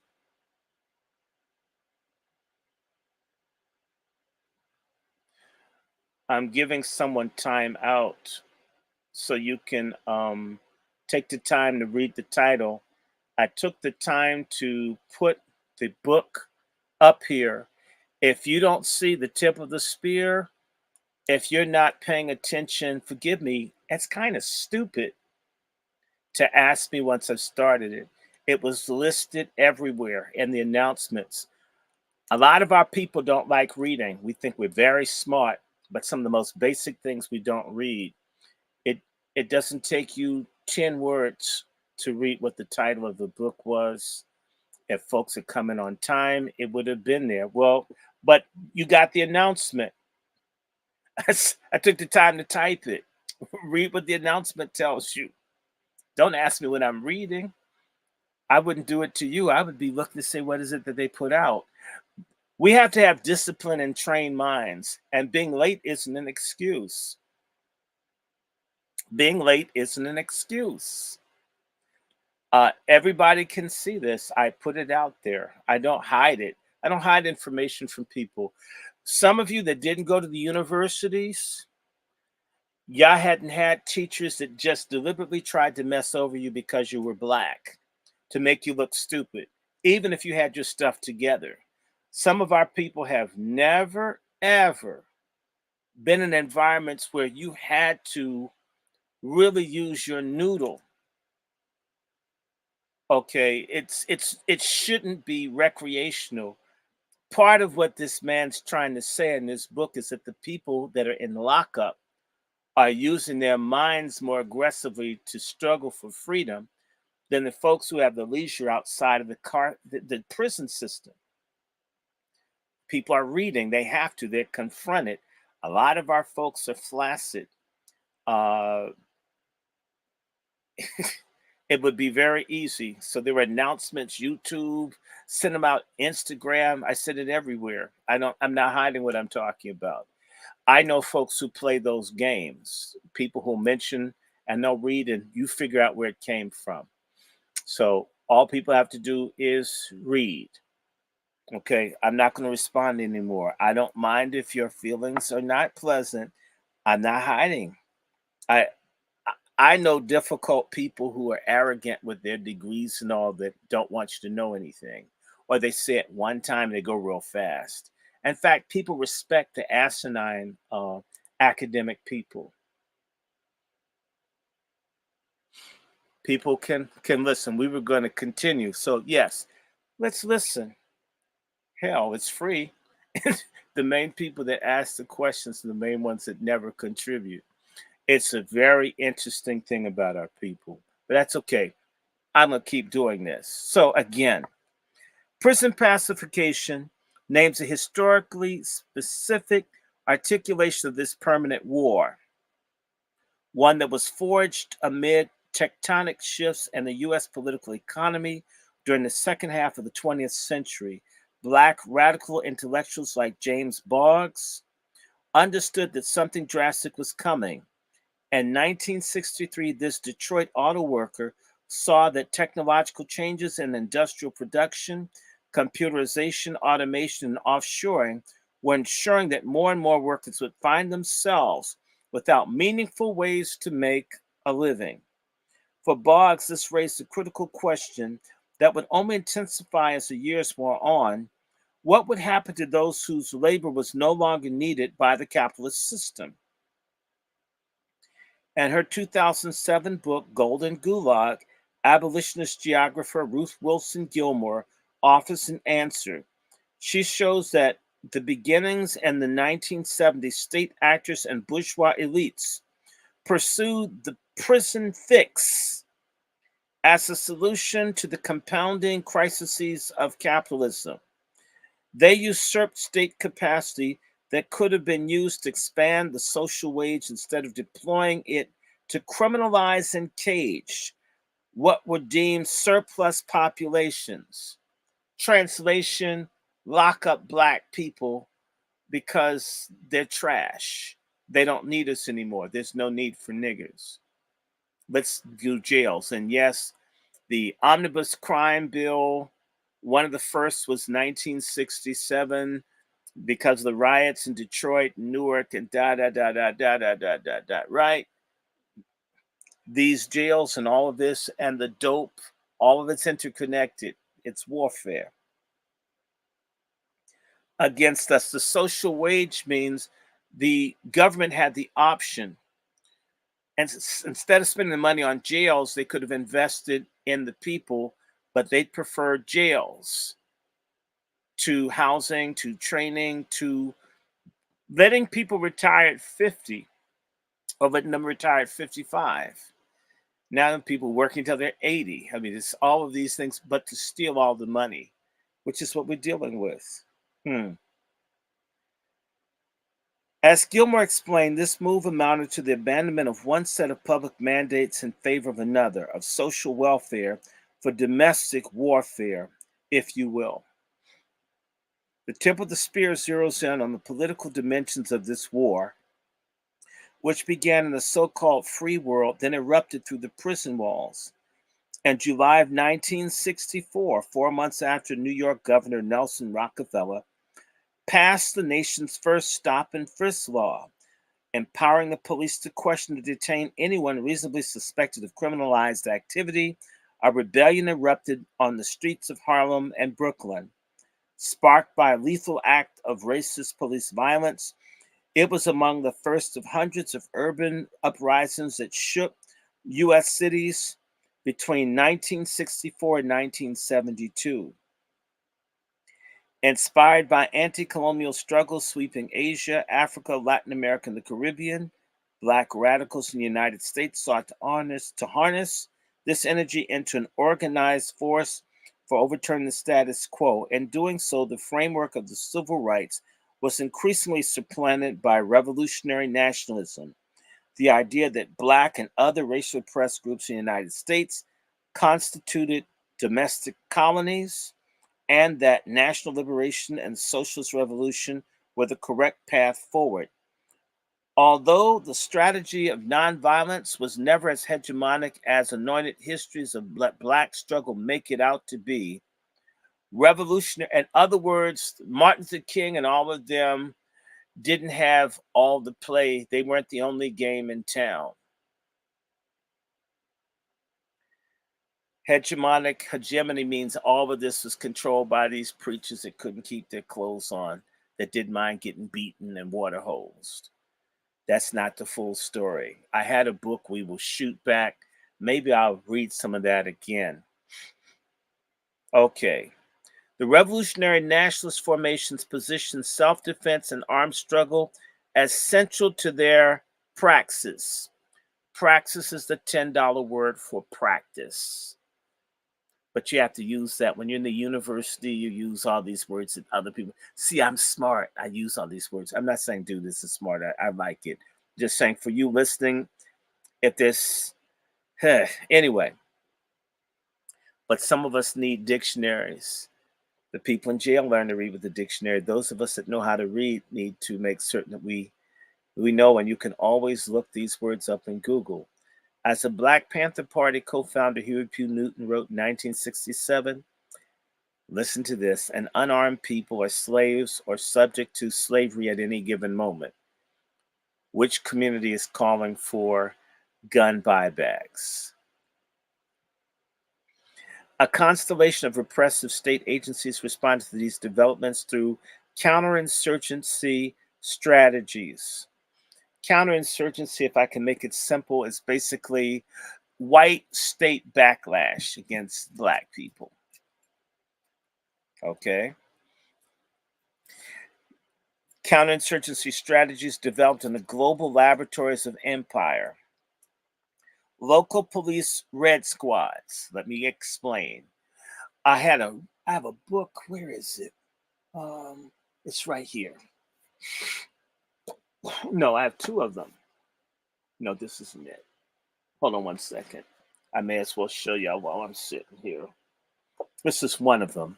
Red Scare, Racism, and Cold War Black Radicalism.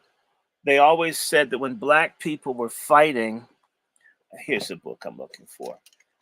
They always said that Black folks fighting back were being inspired by, and this is another one, Black Scare, Red Scare.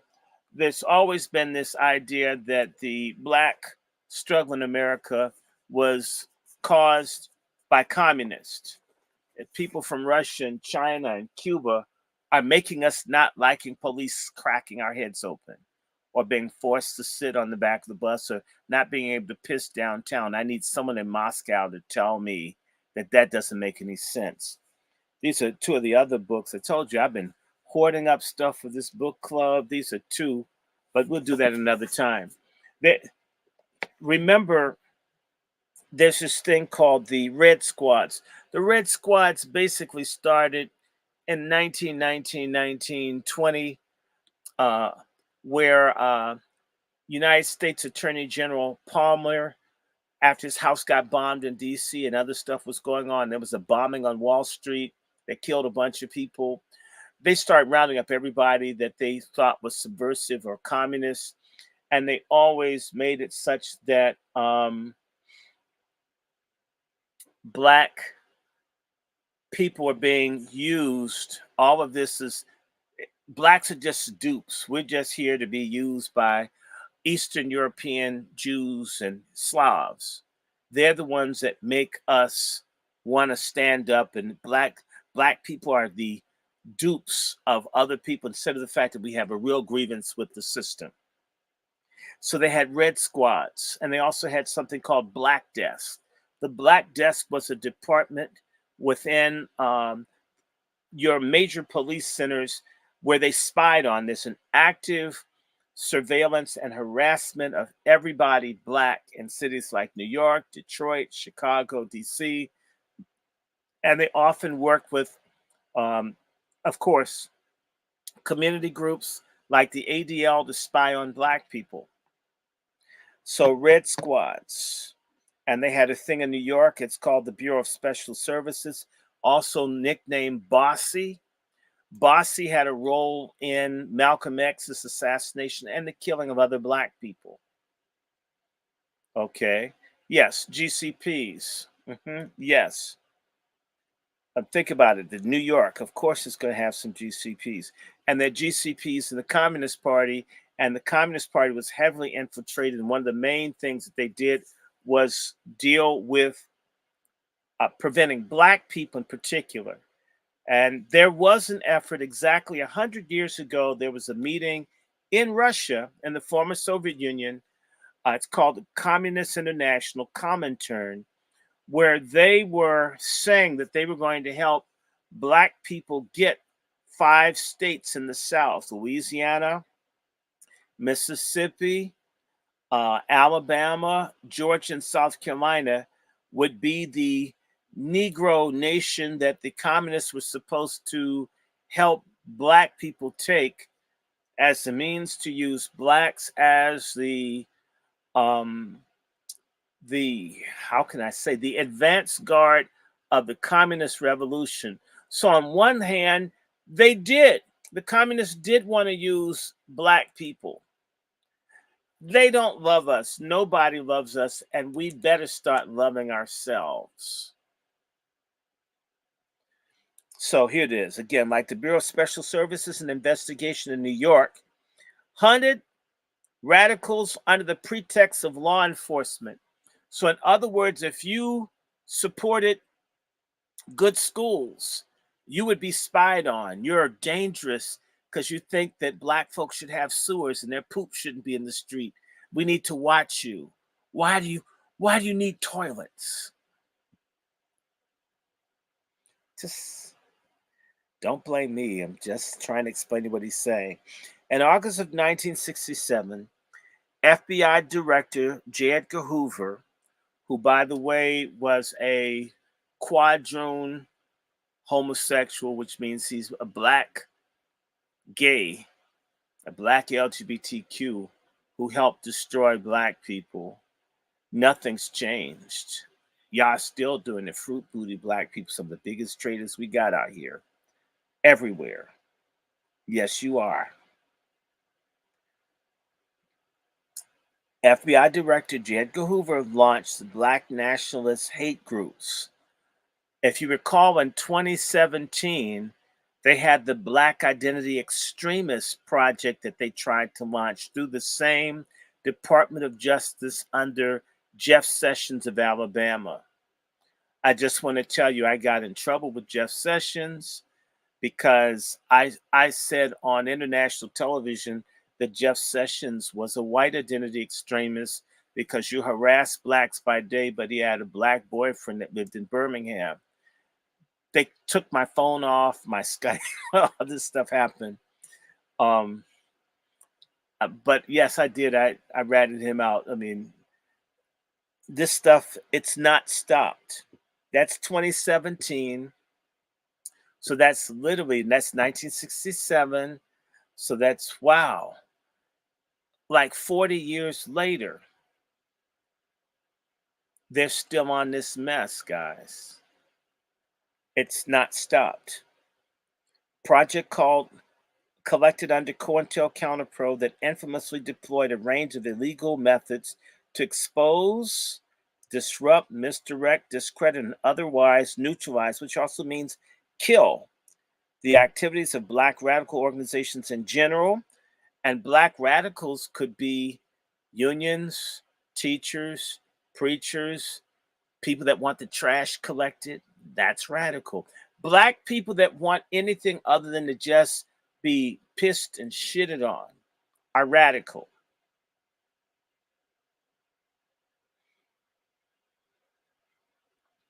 Days later, okay, radical organizations in general and the Black Panther Party in particular, I need you guys to understand how deep this situation is.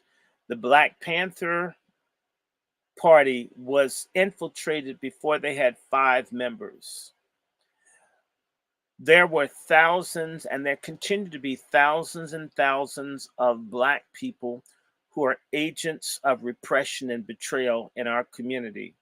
They're in civil rights groups, they're pastors. In fact, the Boule, the Black elite, many of them consciously work to keep us down as long as they're rich ass slaves. This is part of our dilemma, is that we have traitors. Like they talked about contradictions and all amongst the people that held people down. Our contradiction is that everybody doesn't get it and doesn't want to get it. Or at least they don't want us to get what we should have. Sort of like the Chicago Teachers Union, where you have all these Black principals and the kids can't read across the country, and it's AKAs and Deltas that run the education in the schools. I said it just like that. Damn sure did. Our HBCUs underperform and it's dominated by the Boule. Did you know that the Boule has the CIA recruiting at schools like Howard?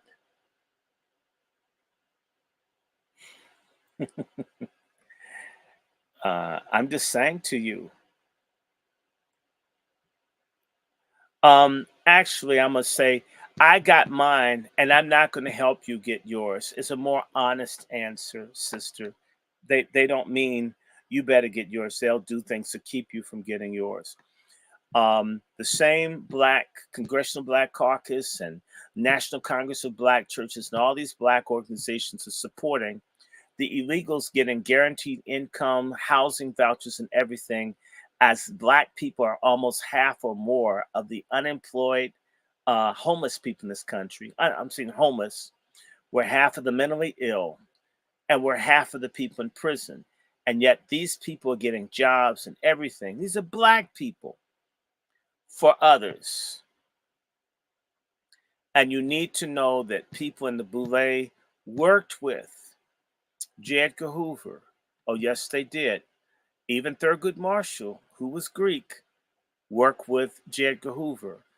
Roy Wilkins, head of the NAACP, was a snitch for J. Edgar Hoover, snitching on Dr. King. Oh yes, these people, and sometimes the Masons, these people all work with the system. Our community, the reason we don't make any advances is that everybody that most of the people we look up to are in league with our oppression. You almost never see any prominent Black person that is truly for Black people. And I don't care if they're a religious leader, I don't care. And even some of the ones that we consider good, I'll just say Jesse Jackson was on the scene when Dr. King got killed. He was on the scene when Whitney Young got killed. I'm not picking, but there's another living Black religious leader.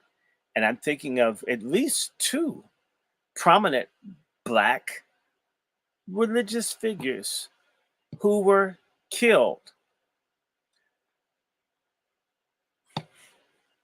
And there may be more. I'm just going to leave.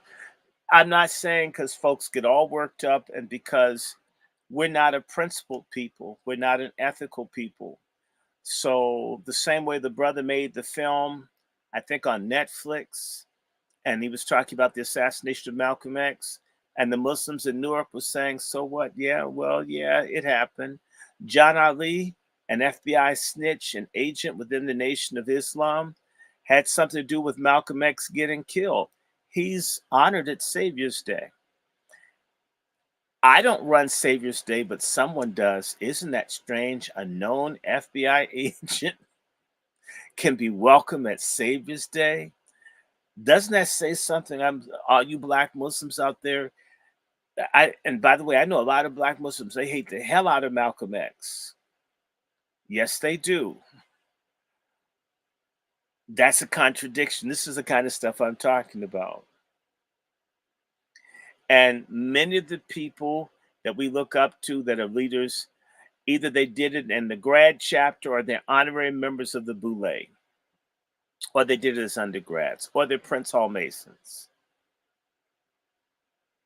or they're in the white Masonic thing. And of course, Masons are brothers. Okay. I don't keep many friends. I'm not trying to be friends, but anyway, God.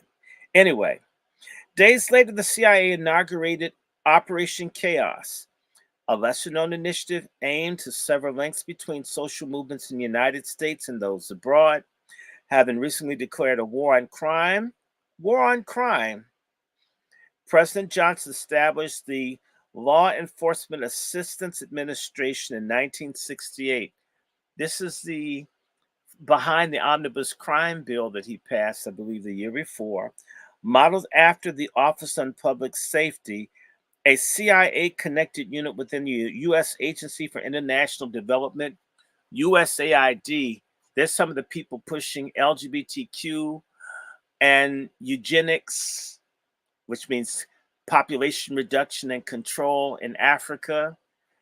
They even have an office on population to make certain that there are not too many Black Americans or too many people in Africa. This is in the US government right now. An office on population.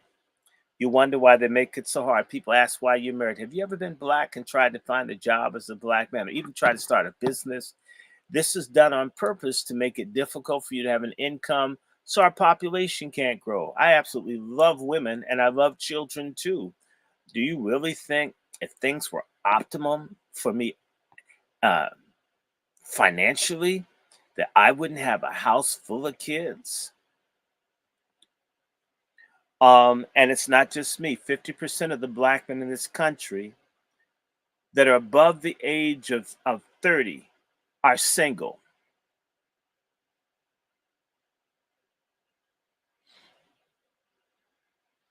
Okay, now I'm going to post this up here and I'm going to read it. I didn't say this, so I don't want no pipe squad from the Nation of Islam to come and threaten my life. But this brother who's in California wrote, I used to be in the Fruit of Islam, Nation of Islam. This is why I left the Nation of Islam because I had figured out that there were spies in the NOI.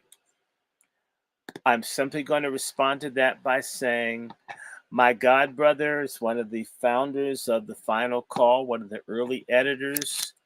He claims that he nearly had his life taken because he got the bad nickname within the Nation of Islam as Malcolm.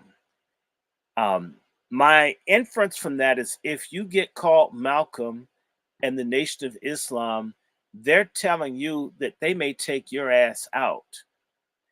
I'm not saying that's what it is, but some really bad things happen to his car, like the wheels and all came off, and they worked on the car. Don't blame me.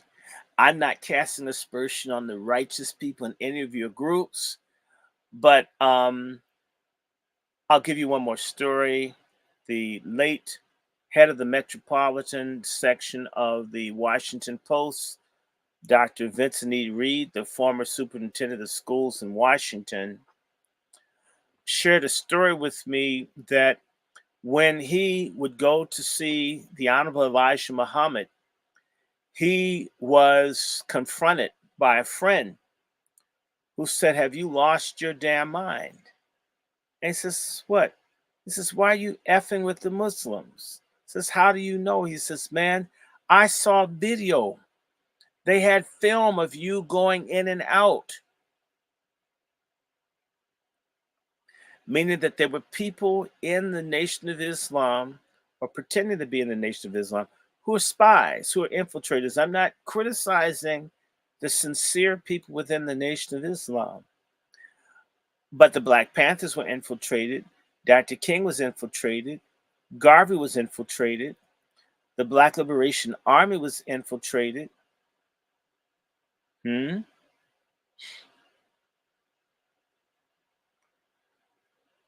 Why can't the nation be infiltrated? Oh my. Um, Let me just help this person. There's some, I'm going to just say this. I don't waste a lot of time attacking any particular ethnic group of people. However, if you happen to be Khazarian, um, you're not the focus of our discussions. If you come in, if you say anything, I'm blocking you because you got everything you need. You got an atomic bomb. You even have a country that isn't really yours in terms of biology or history. So why not pass over this group? That's right, pass over and take the flatbread with you. Um, we don't need your presence. I don't go and spy on people. I don't crash Hanukkah, and I don't crash Purim, and I don't crash anybody else's space. So, take your Khazarian ass somewhere else and thank and praise God that we're all not like rooting like 199%, which we're going to take care of our own issues. But if you're gonna worry about something, worry about those Palestinians that you can't control. Worry about the fact that you can't beat them after almost 8 months of waging a war of genocide and you can't win. Y'all are too busy. And I will say this, and everybody knows I have Hebrew ancestry, real Hebrew, not this. I even have the fake stuff from Russia too. But I have the real stuff, right, from the Levant, right, like a lot of us do. And the imposter converts. I could care less about them trying to get in the way of us getting our business solved.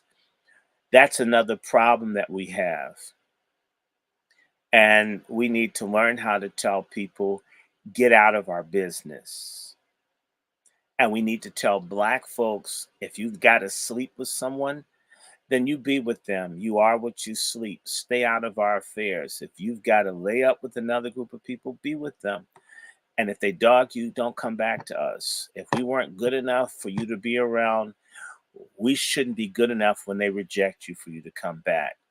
I'd like for everybody that hates being a foundational Black American to get the hell out of our community. Go away. We don't want you.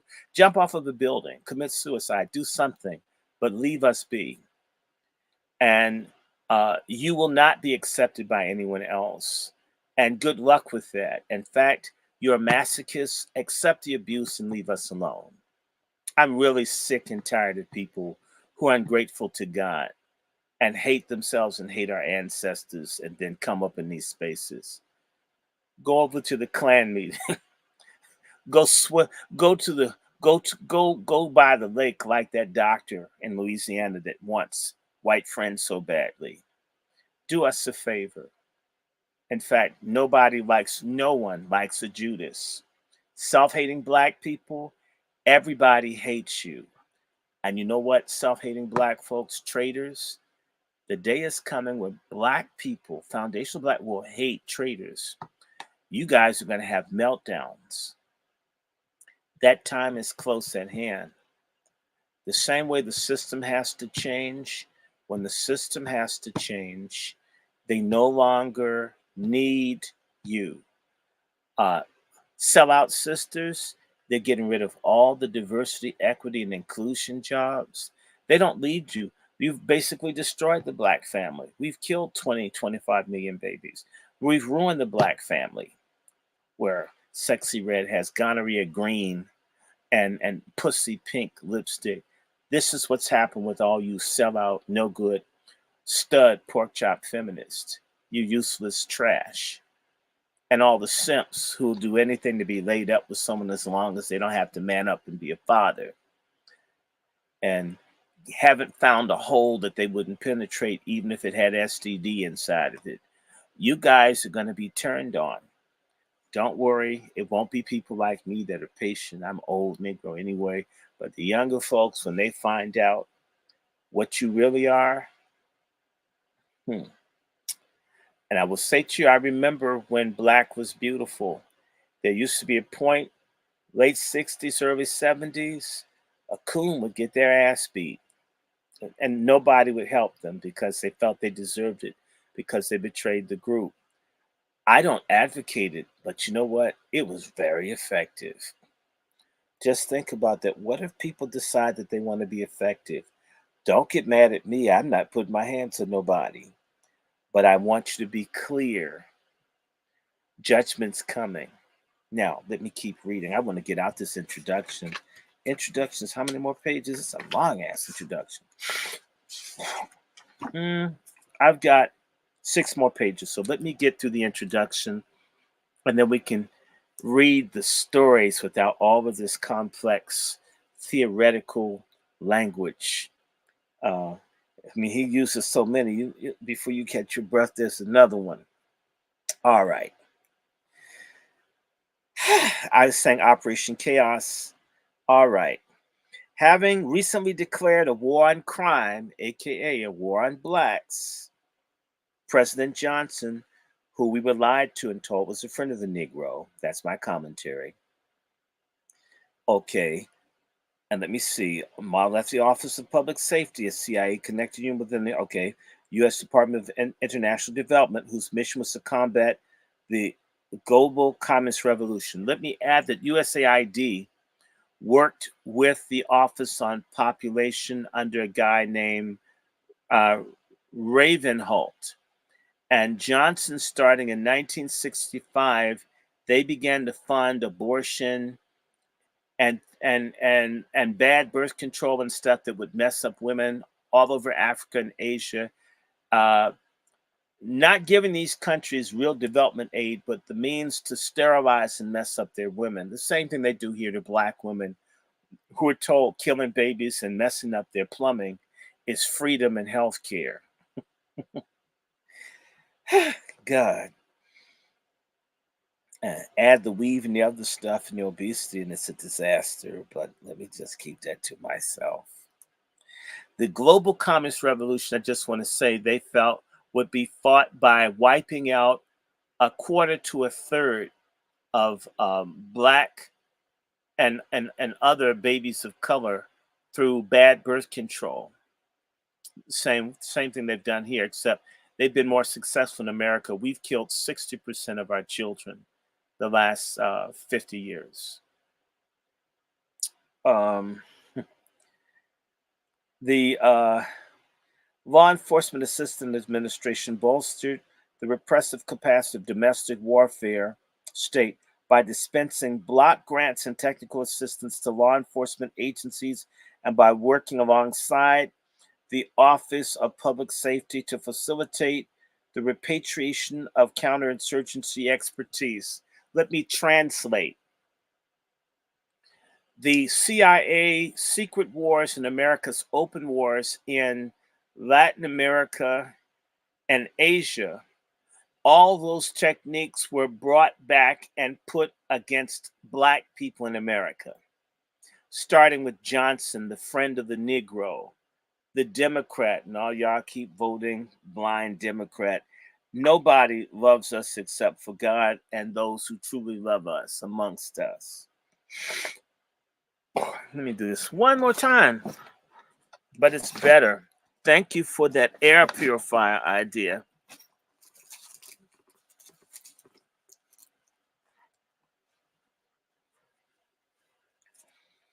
One of the unforeseen consequences of this state strategy of repression was that it transformed prisons into key sites of this domestic war and a primary zone of militant Black resistance through what activist Stephen Wilson calls the imprisoned Black radical tradition.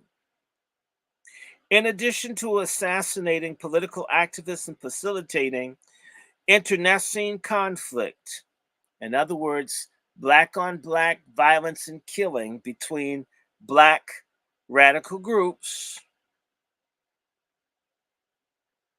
partisans of this carceral warfare project deployed agent provocateurs, these are snitch traitors, trolls, backstabbers, nigglings, or as I call them, blacknecks, coons, political frame-ups, and excessive bail to imprison activists they deemed threatening, thereby removing them from circulation.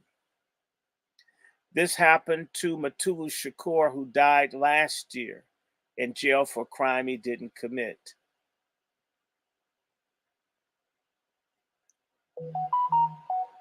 However, this use of incarceration to solve the problem of urban rebellion created the conditions for a new problem, carceral rebellion. So the rebellion went from the neighborhood, from the hood, to the jails.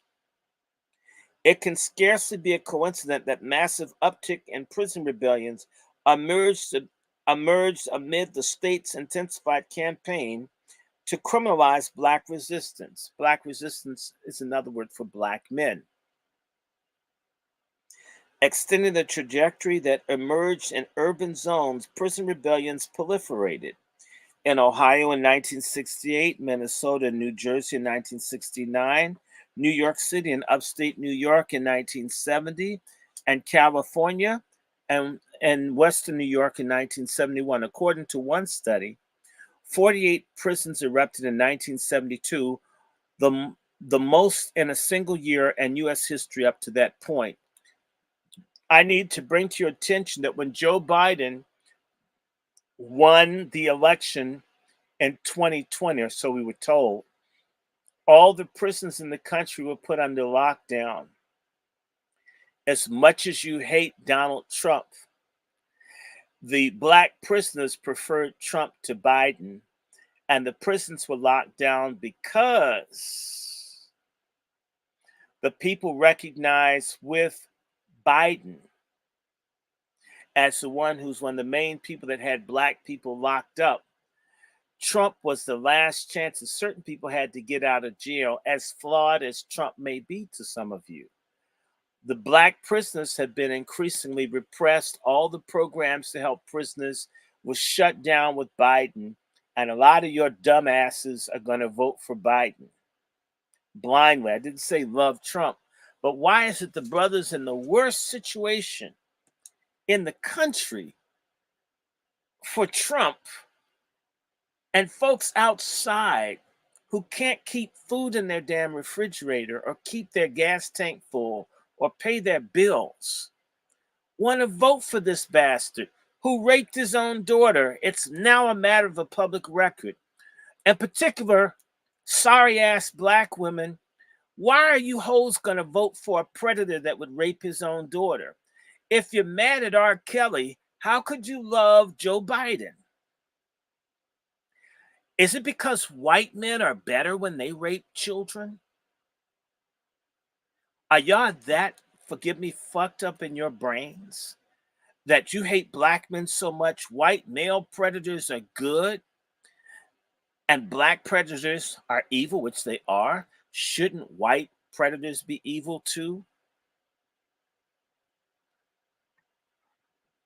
And what he's not talking about is another part of the repression that this guy's not going to put in his book, is that they funded feminism is a government project to destroy black people.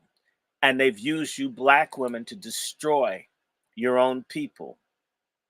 Isn't it interesting? All this woman empowerment, all this stuff for women, jails for men, colleges for females. They never talk about men's health care, but they do talk about abortion. They don't even offer vasectomies to black men. Sisters, there's a war against you too. But it's different. It's a soft war. And there are a lot of miserable, lonely, unhappy black women who can't figure out what's going on. They think it's black men. They love the white men. They love the white men.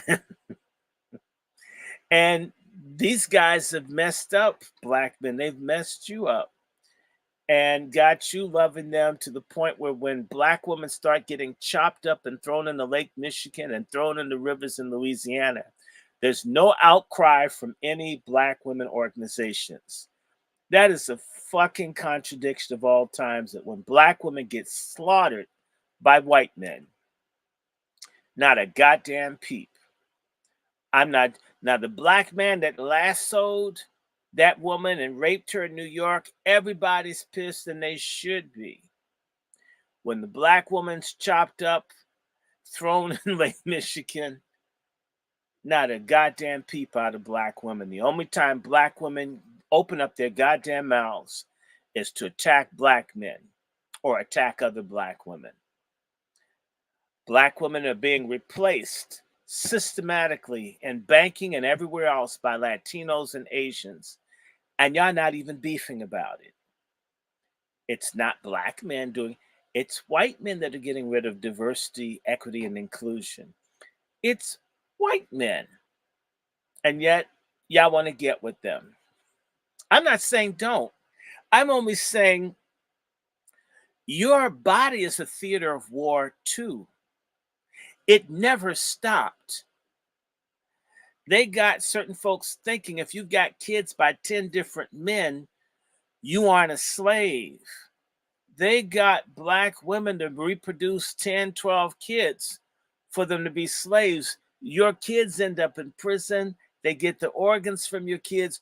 You're still a belly warmer for the system if you don't have a serious family structure where you're trying to liberate as best you can with the most formidable family system that you can have with a man and a woman.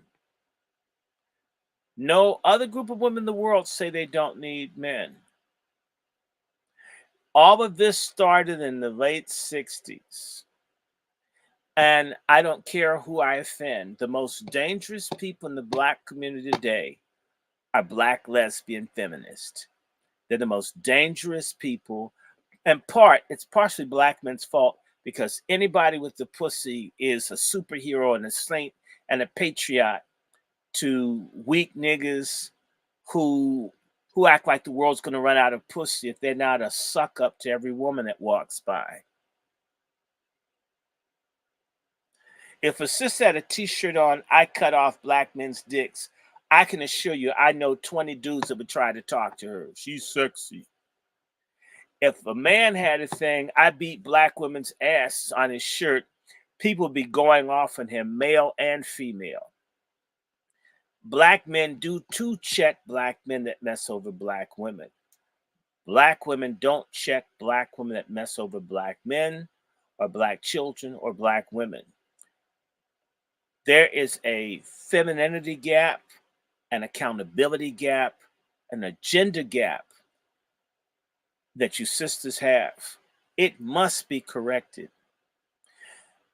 That is the war you can wage. Palestinian women fight for Palestinian men. Are black women fighting for at least black kids? Every time I see someone promoting the sexual mutilation of children, it's either a bald-headed black woman or a black woman with a weave on that can't define woman, or is pushing the craziest stuff that's making white folks want to exterminate us all the more, because the black woman's become the face of out of control black people. Since they have the men locked up, they basically have black men where they want them. You're the hermaphrodite standing, meaning that these attacks on black women are a manifestation that now they're coming for sisters. And these 12 to 15 million illegal men in this country, you see missing black children, missing. If the illegals are raping and killing black girls and women, the police and the media will not cover it because it's a design to replace us. If black women won't be advocates, all this superwoman shit, if you won't be advocates for black women and black children, who the hell will be? Especially when you won't let the men have joint custody. They can't even be around the kids. And you move in Sancho and all that. The horror stories have only begun. That's part of the warfare. Open your eyes, sisters. I'm not picking on you. And I like women's bodies as much as a simp, but I've got integrity. I'm not going to beg. I'm not going to lie to you until you're not out of order. No pussy's that good. There, I said it. No pussy's so good that I can't tell you the truth. It never will be that good. And black men who are raised by women who didn't have the integrity don't have the integrity to tell you that their dignity and their integrity is not less than the thing between your legs. You were born with it. If you're not using it the right way, it's almost better if you didn't have it. But then again, you have to pee somehow. All right, I made a lot of feminist enemies today. I'll pat myself on the back.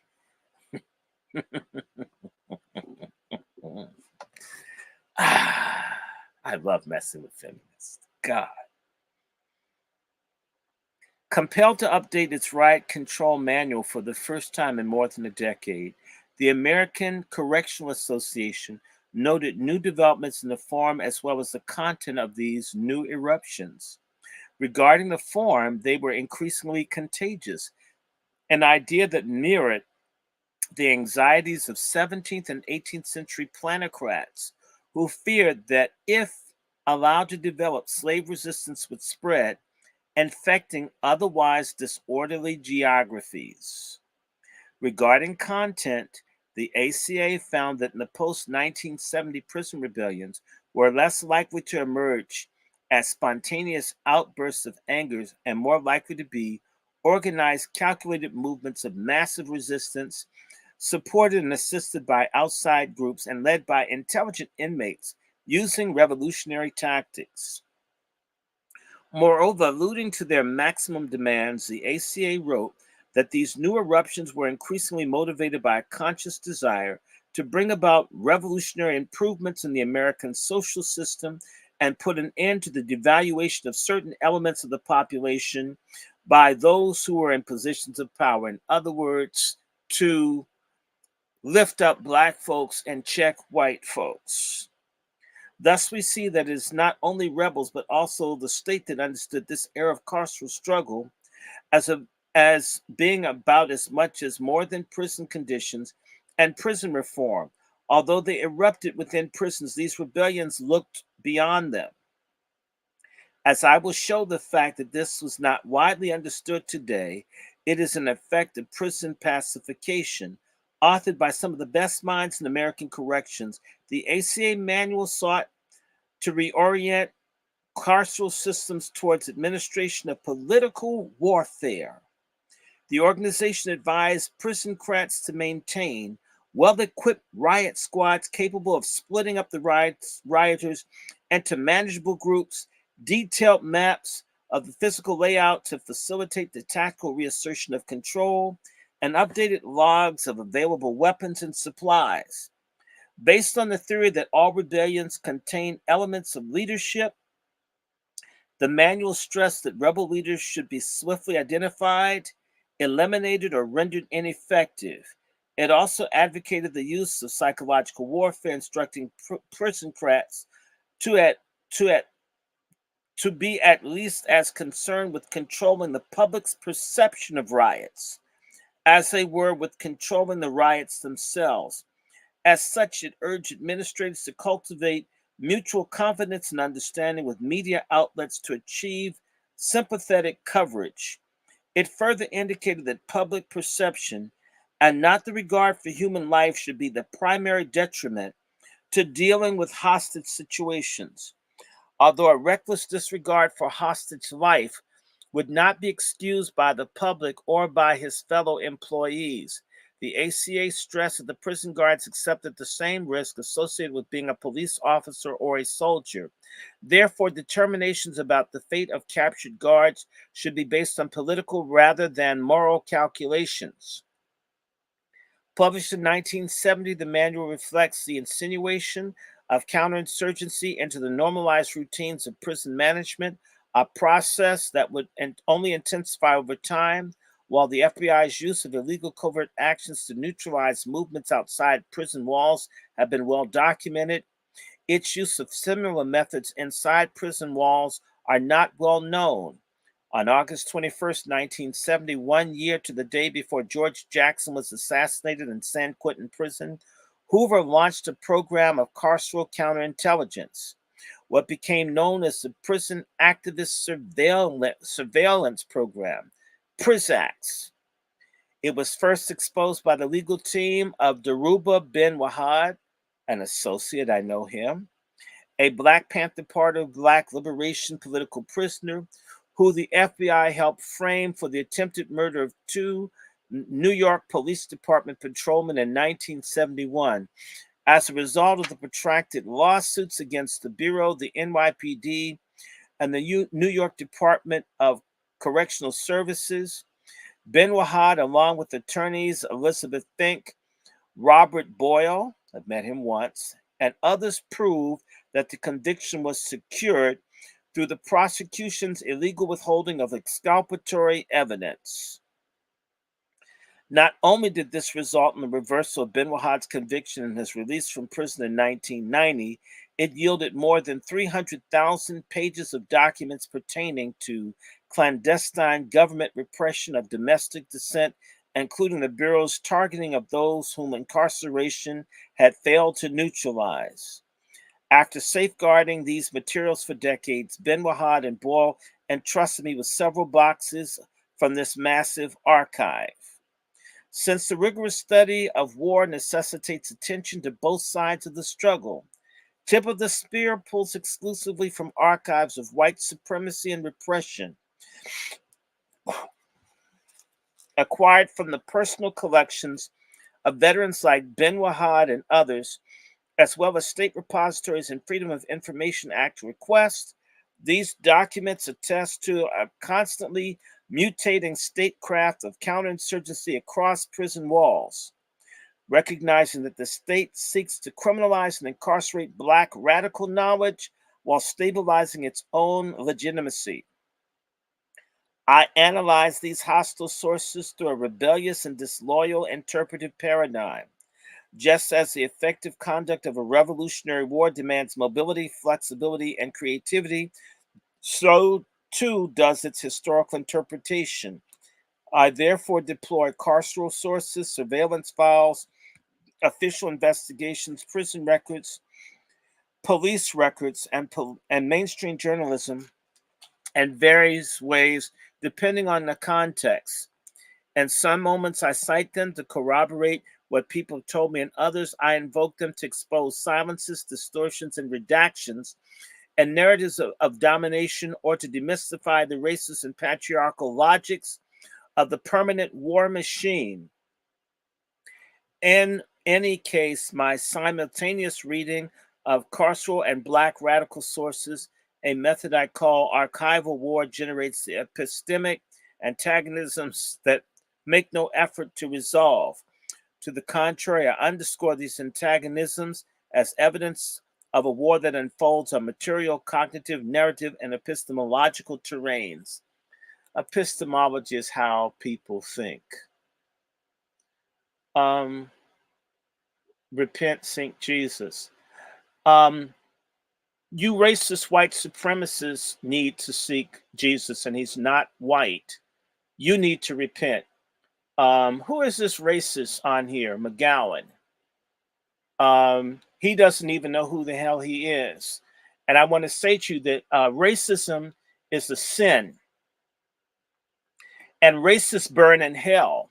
It says in Revelations, people that are haters go to hell. If you hate people by skin color, you can't be a Christian. Most of you guys going to church, you're going to burn.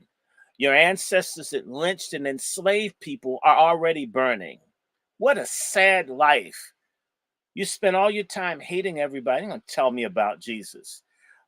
The fact that we know we there's a Jesus in our community is that we don't want to kill all of you for what you've been doing to us. That's how it really goes. In the world, it's blood for blood. And I'm not advocating blood for blood. It's your people who practice genocide for nonviolence. Repent. Yeah, you need to repent. We're reading about the wickedness, and you have to understand something, that this is metaphysical as well. That's why I'm going to say to you, white racism is Luciferian Satanism. Anyone that hates other people is of Satan, of evil. Okay, you're never going to hear me come on here and say I hate people because of what they look like. That's just ridiculous. I will never preach that. I don't believe that. But there are a lot of very sick people, and this whole system that allows them to torture, molest, rape, take the organs from people is because these people are agents of Satan. All of you that are atheists out there that think there's no importance, if you don't believe in something to be able to deal with these demons in day-to-day life, you're going to suffer. Your ancestors were praying because that's about all they had, and some of them were doing a hell of a lot better. The black community has more money now than they've ever dreamed of, and we're doing worse. What's the difference? We've become Americanized. We're more like what we beheld in white people than they are. Don't work together. Don't support one another. Can't form a family. Can't cooperate. Can't reason.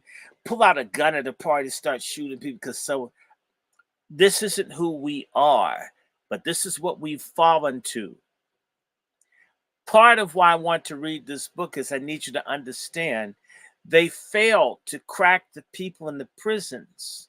So instead, they invented a prison fabulous life and got it to be outside the walls.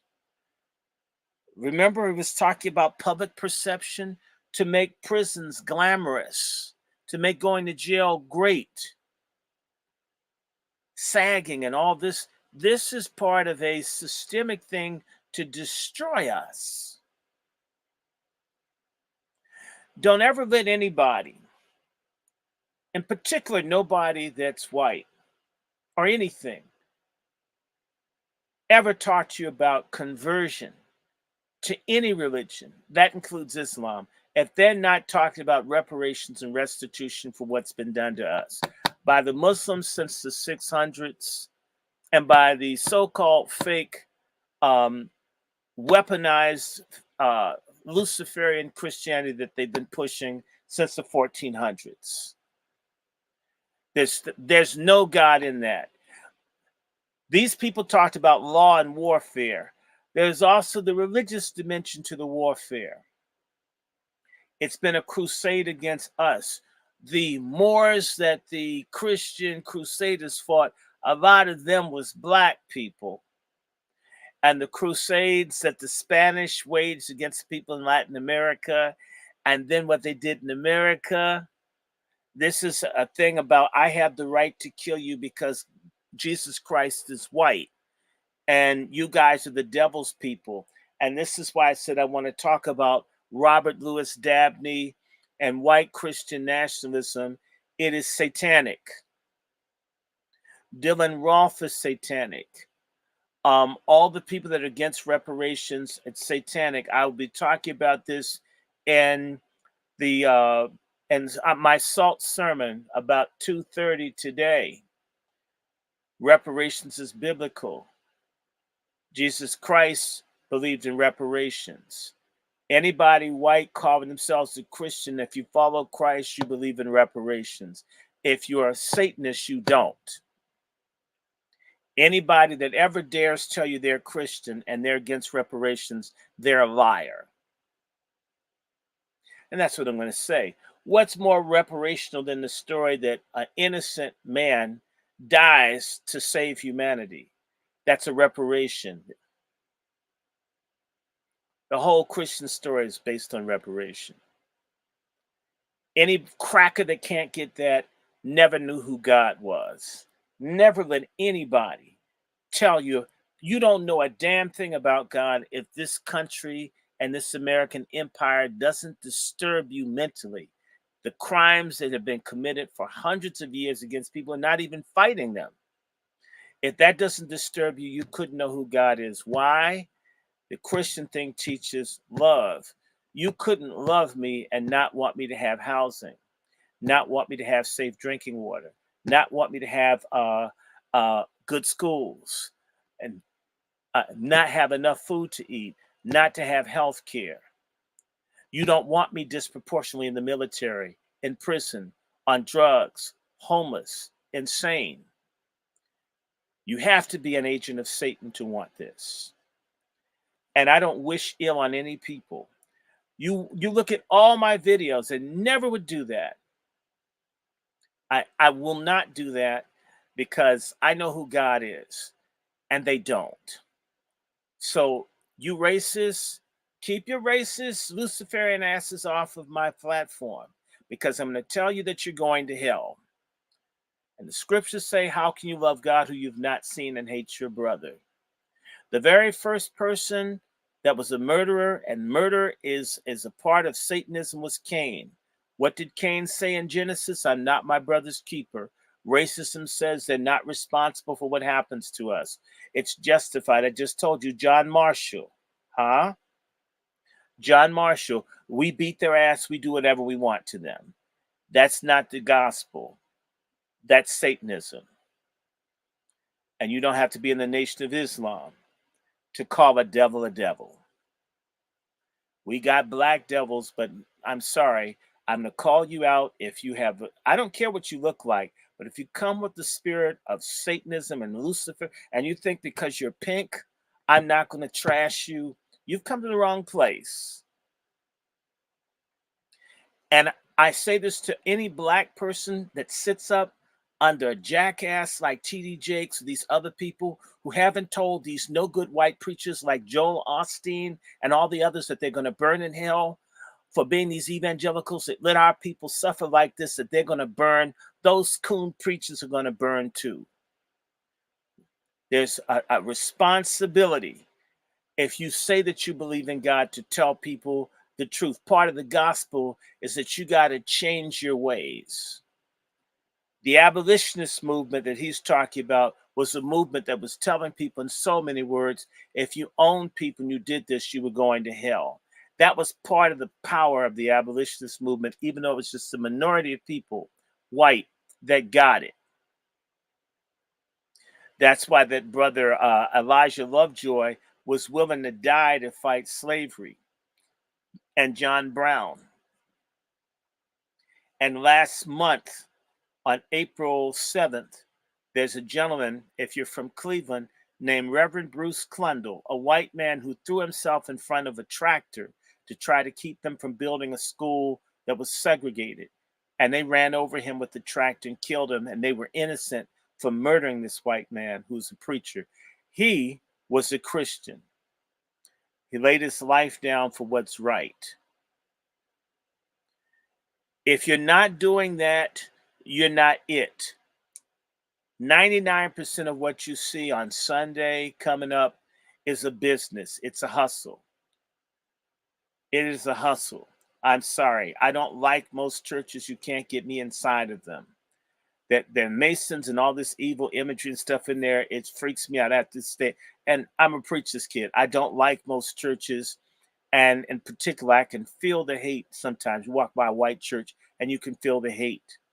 I'm going to say something. When you see a big, rich, old white church, when you go down south, I want to tell you how those churches got big.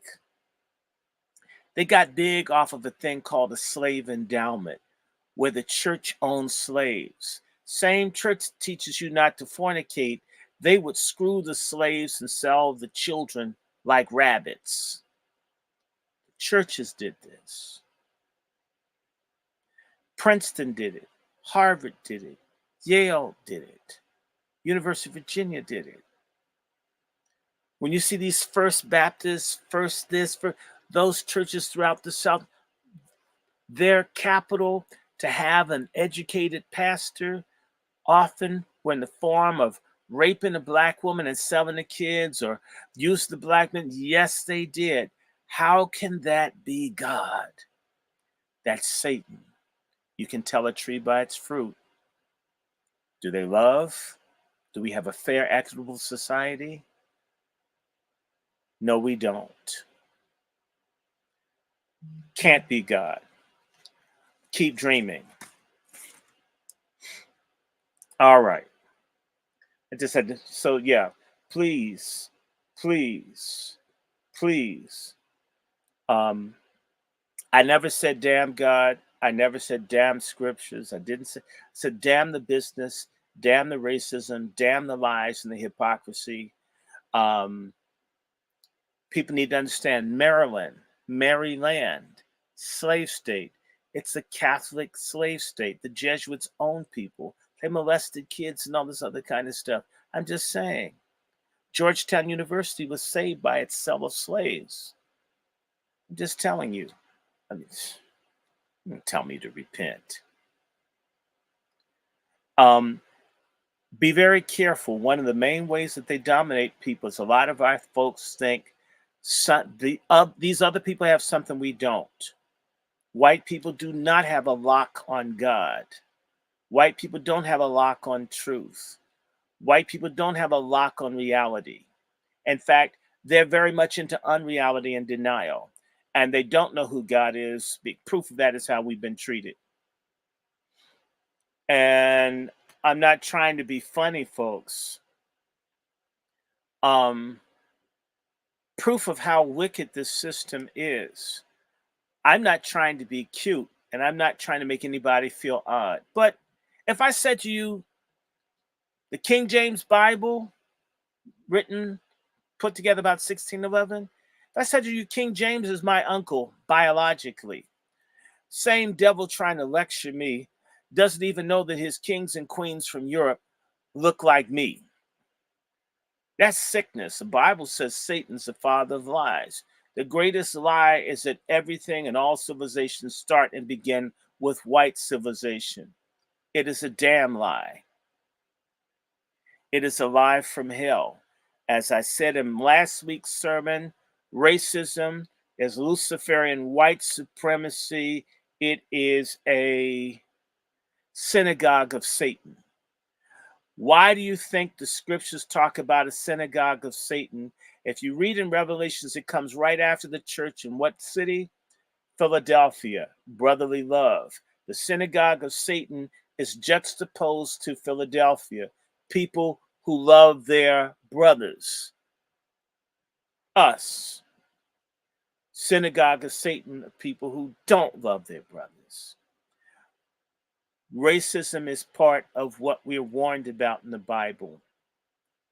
Racism can get people to do what every kind of wicked thing to other people because other people aren't human.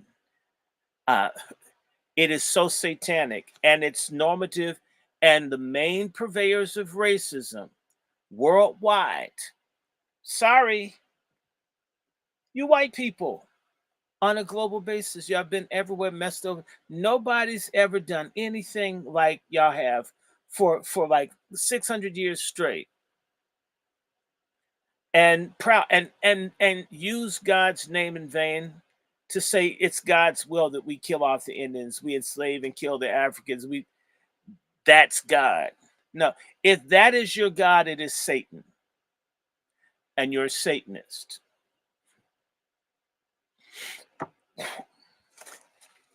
And only Satanists would build jails instead of schools and housing.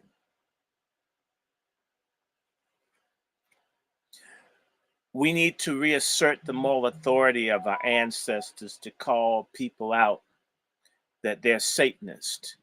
Stop letting them tell you that they're preachers or they're this or that.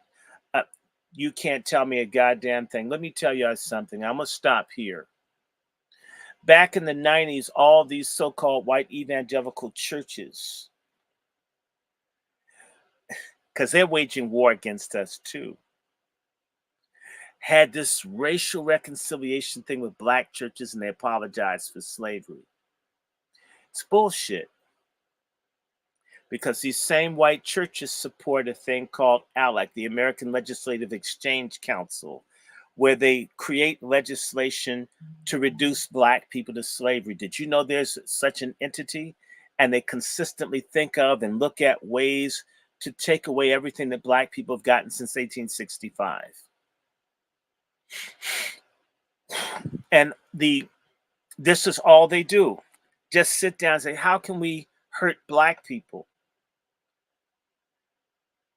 It is ALEC that came up with HR 4321, where they're saying nothing that any city, state, town, or county that they do to help black people, if they do that, they should be cut off from all federal government money.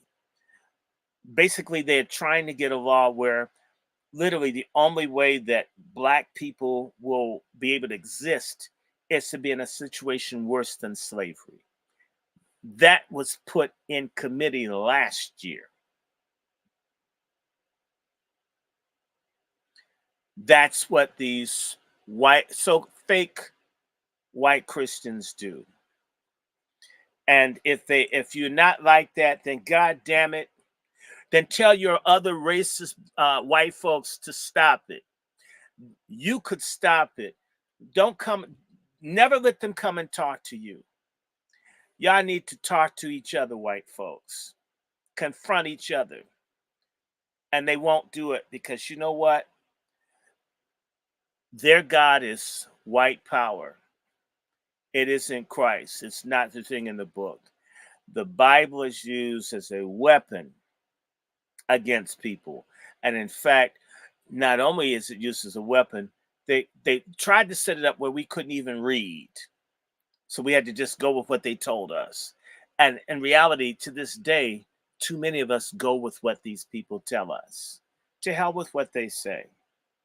To hell with what they think. Got to think for yourself. God gave you a mind to talk to him and talk to each other. I didn't say hate anybody, but why do you look to another group of people to educate you, to feed you, to tell you what to think? You turn your kids, your health. Why can't I go amongst my own and get these things? That's part of the warfare. That's the other thing that he's not mentioning. It's called ethnocide, where you destroy all the institutions. Not only did they attack black activists, they attacked black business people. Anything that black people could have to hold, that was destroyed as a means to ultimately genocide us. And we need to grow up to that and stop acting like everything is post-racial.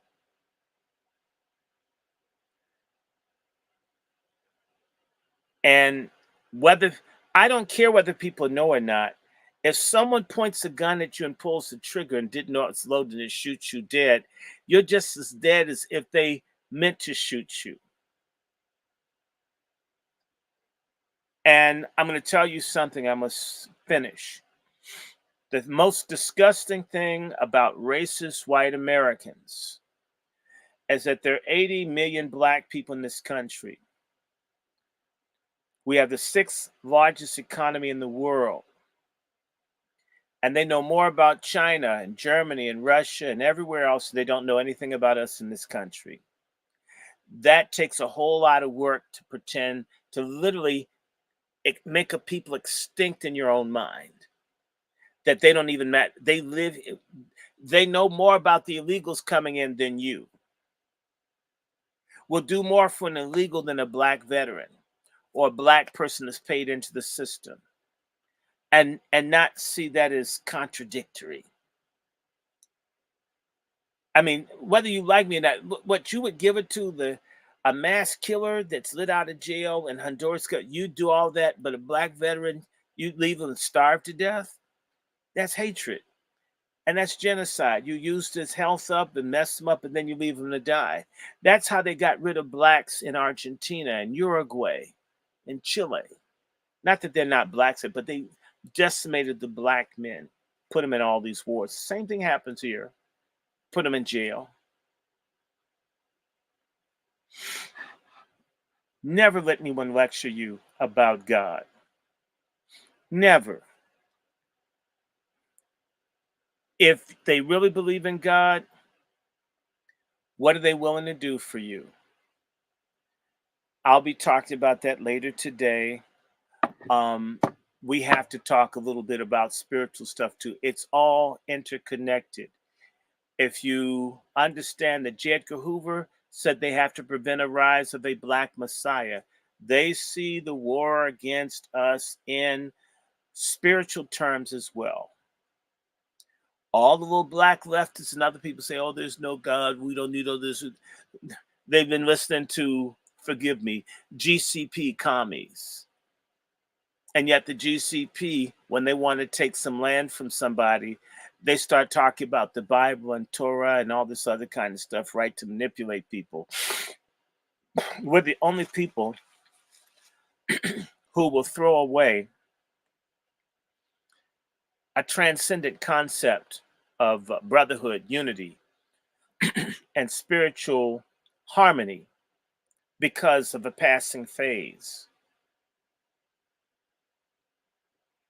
Come on, y'all.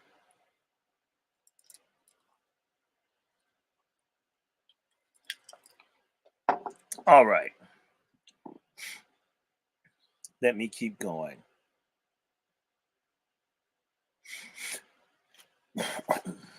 Mm-hmm. By expropriating evidence from carceral archives, I'm able to illuminate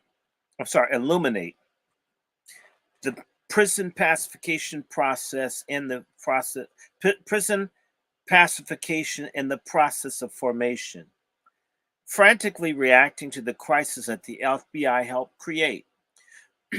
Hoover explained to Special Agent in Albany that top priority should be given to what he termed Black extremist activities. Let me see, did I read this?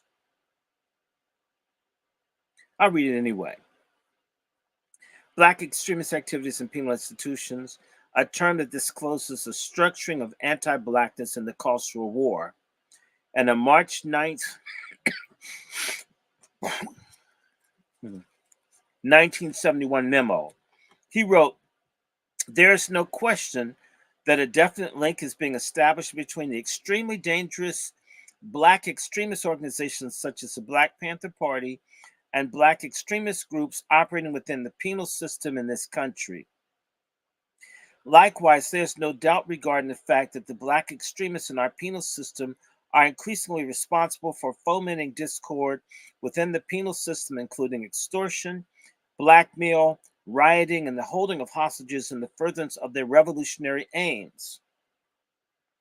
It was imperative, Hoover stressed, that agents develop sources of information among prison officials and each penal institution and ascertain the identity of all suspect Black revolutionary extremists, as well as details regarding their revolutionary activities and the forming of any Black extremist groups similar to the Black Panther Party.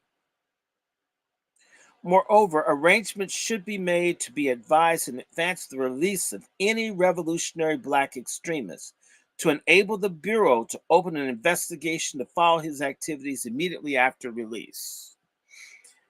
The operations of state power and secrecy preclude us from obtaining the proof of illegal government activity. However, an abundance of evidence suggests that FBI involvement and the assassinating of imprisoned revolutionaries, just as it does with its counterparts in the free world, that's in quotes, free world, Moreover, captive rebels have long argued that many who evaded physical assassination were subjected to technologies of living death, including sensory deprivation, behavior modification, brain warfare, and mind control experiments. Entitled The War on the Black Revolutionary Minds, Chapter 6 discusses episodes that are often dismissed as conspiracy theories or examples of racial paranoia, and yet this hesitancy to pursue seemingly outlandish or unprovoked claims has hindered our understanding of historical development and the political dynamics in play. Many of the events explored throughout this book cannot be proven according to the positive standards of truth because powerful actors strove to conceal their actions. In other words, people who tell the truth, friends, face a government that deals in secrecy and lies, that does everything, which means there are things I can tell you. I saw a group of people outside the Inter-American Defense Agency on Euclid and 16th Street, like 2 weeks before there was the coup against Hugo Chavez, back about 2001. I told people there's going to be a coup in Venezuela. I've never seen people outside that building before. They were all Marine and naval uniforms, and it happened 2 weeks later. Trust me, there'll be no record of this meeting. And certain people tell you I'm delusional, I'm a conspiracy theorist. I saw him. I didn't have, take pictures, but you get where I'm coming from? Um, it's difficult. It's difficult. It's difficult to, they make it such that there are things, the secrets like the Kennedy assassination. They won't let you know who did it. They won't release it to protect people. So it's hard. It's interesting. They call people conspiracy theorists, but won't let you look at evidence. Why not produce evidence that the people are lying? Because they can't. And so what he's saying is, we were not allowed the means to prove what we are saying because they'll do everything to hide the truth of it. And then attack the people that tell us, say, well, you can't prove that. You don't do that because, well, where's your documentation? If you've ever dealt with the FBI, they'll black out everything they'll black out the whole page. You fought, and they'll give you the page, but they black it out so you can't get one piece of it. That's how this wicked repressive system works, is to even hide all truth and facts so they're in control of the narrative. They know what it is, but they're not going to say. And if you say you can't prove it on the terms that they would demand, even if you can see all the circumstances of or all the evidence of a genocide or repression, you don't have, you see it, but maybe it's all circumstantial. It's all circumstantial that almost all the abortion clinics that Planned Parenthood has is within 2-mile walking distance of Black areas. I mean, just all of them, all the time. That's no conspiracy. Well, you're a right-wing conservative. All of them? When they wanted to build the super highways and do urban renewal, they destroyed all the Black communities. They ran super highways through all of them. No. All those things require planning. All those things require research to do it. Okay. But you may not be able to touch things because it's in the archive and you can't go into certain places. You can't look, can't know. Understand there's so much. In fact, and part of what we should want from reparations is to demand that we get all of our papers and secrets. See, people say you don't do. If we had some of the stuff to show how wicked this thing is, a whole lot of folks would have no choice but to try to pay to shut this thing down. Same way when the police shot Laquan McDonald in Chicago and the videotape got out and they couldn't hide it, right? This is the same situation that we have to understand that there is a conspiracy against the truth and against truth tellers and against facts, not just against activists, but people that ask questions are seen as bad. Sometimes they get killed. There was a white woman that was looking into pedophilia and human trafficking of children, the Child and Family Services. They killed her and her husband in Georgia. And if you start asking questions, they may shoot you too. And just none of this happened. Well, they just got killed. Well, no, they shot themselves. Let me just keep moving. Critically, coercion is not the only weapon in the arsenal of this carceral war machine. Authors of counterinsurgency doctrine stress the imperative of calibrating terror-inducing violence with solicitous reforms, aka let's take care of the boule and the bushies.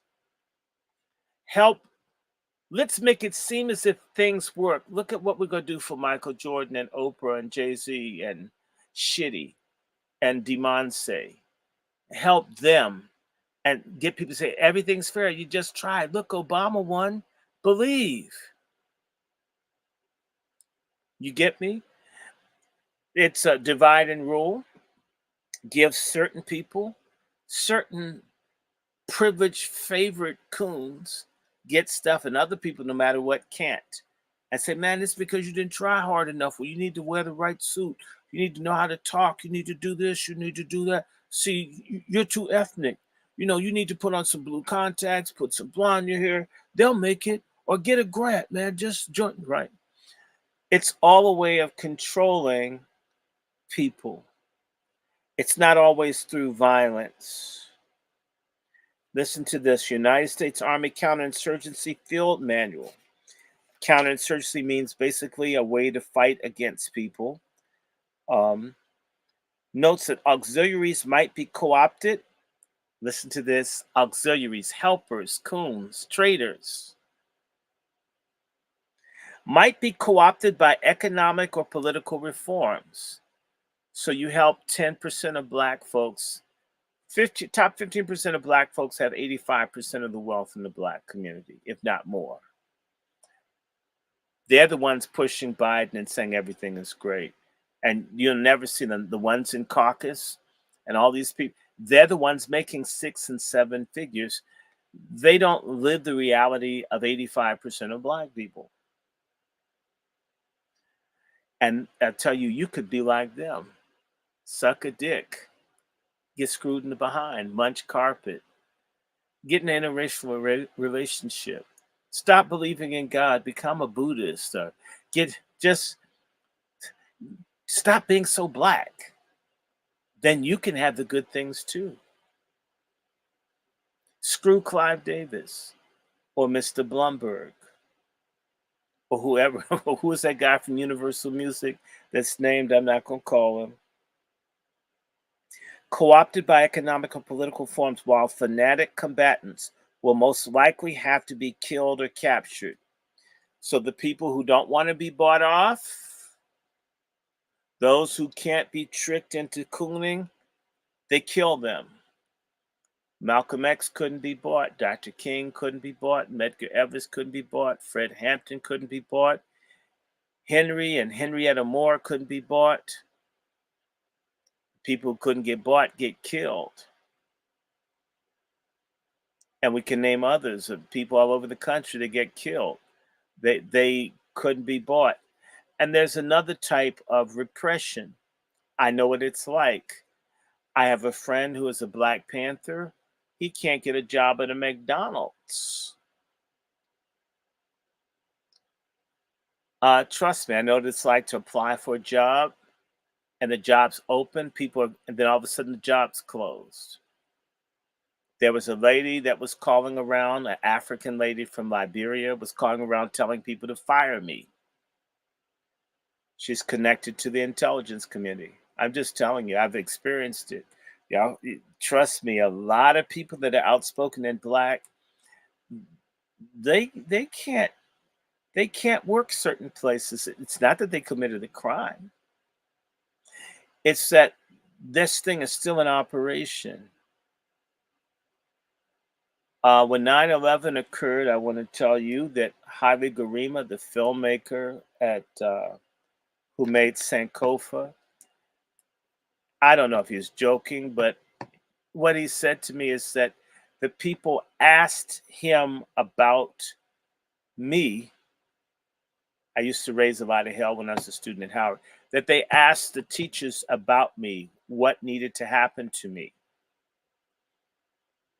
You'll find right after 9/11 at Howard University, the phones that we were forced to have in our rooms had the same extension numbers. The last four numbers matched, or I should say, the first three numbers matched that of Homeland Security. And I can go on and on of things that I've seen happen. I know if there's a woman named Yolanda that was an activist that used to visit my house. Was this is '70s? Used to work in the community, try to help people. She was killed face down, execution style in Southeast DC about 1975. They shot her in the head, left in an abandoned building. That's 1975. This stuff is real, and so you can be a really good person and end up dead. There was a guy. His last name was I think his name was Robert Rhodes. Very active, talking about America and apartheid in South Africa. Student how somebody drugged him and they messed up his mind. I think he's dead. These things happen. Even the people that not out breaking laws, not trying to, just telling the truth. You know, I'll tell you something that happened at Howard University. The students organized, along with others, a moratorium on the United States government sanctions busting. The United States was buying chrome and other minerals from Rhodesia, was a white supremacist, white settler colony in what's now called Zimbabwe. And they were buying so they could have money to buy weapons to do genocide on the black majority, which is Matabele or Ndebele and Shona. And the students at Howard and others had a big march to protest sanctions busting. And that's when people started getting hurt that I knew as a child. After the moratorium, that's when they poisoned Mr. Rhodes. And that's when Yolanda got shot in the head. Uh, these are very real things, people. I'm I'm not super militant. I'm not out with guns or whatever. I'm just trying to say to you, I've seen people. I will give you last month. Anyone that can get to a paper for Gary, Indiana, or Chicago, you can look up a gentleman whose name is Jonathan Booz. A friend of mine was assassinated last month in Gary, Indiana, found decomposing. I warned him a few months ago. Be careful. Watch out for the scam, fake Pan Africanists. I says they won't even carry your body to the morgue, nor will they tell anyone where your body is. They found him decomposing. His funeral was last Saturday. It's dead within 4 months of me telling them that they would kill him.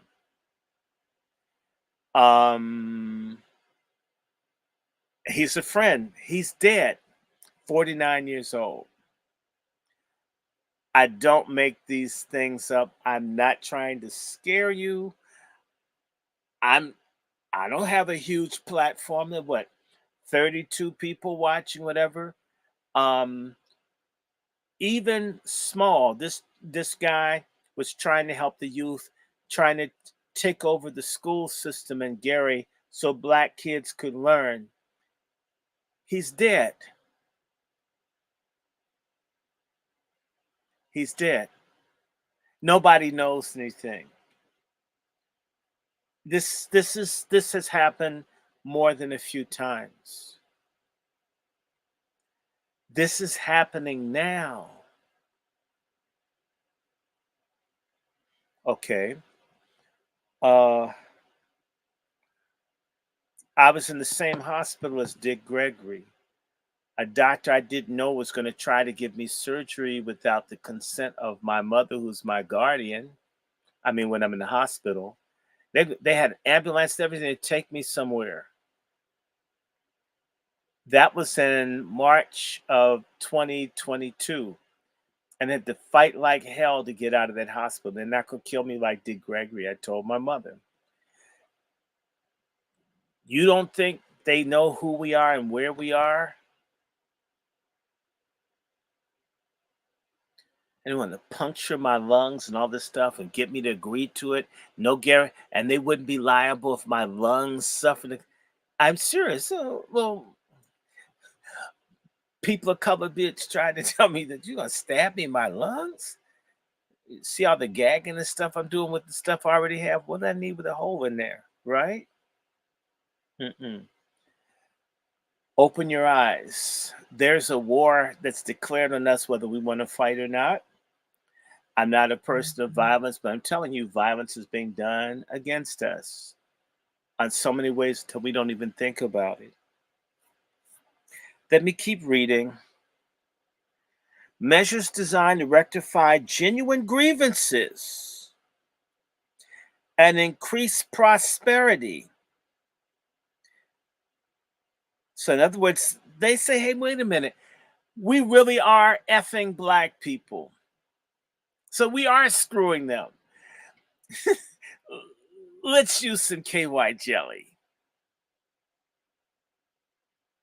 So, the legitimate, genuine grievances and increase prosperity.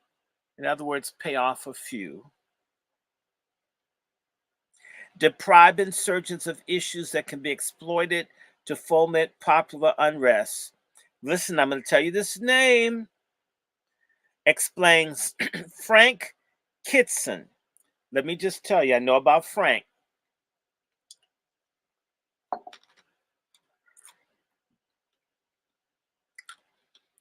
The U.S. Army Counterinsurgency Field Manual is quoting Frank Kitson.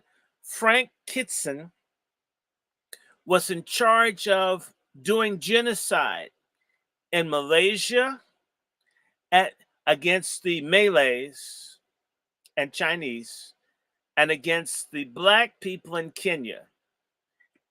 This has one of his books. Okay. Frank Kitson, the British counterinsurgency expert whose low intensity operation, subversion, insurgency, and peacekeeping was central to the development of COINTELPRO and PRISACs. They had the concentration camps where they tortured and beat and murdered people in Kenya and Malaysia. Frank Kitson had a book called Bunch of Fives. He was the one that learned how to get, it's called gang counter gang, to get different people or to get people to fight and kill each other. This is what they're doing with the music in England and in Chicago and other places where they're using gangs and people to kill each other and issue threats. This is a program that's been in effect for close to 60 years. Frank Kitson, let me put his name up here for you guys, and you can look him up right in Wikipedia. It'll come up. He's the father of white supremacist guerrilla warfare. I'm going to put one of his books up. Bunch of Five. It's one book.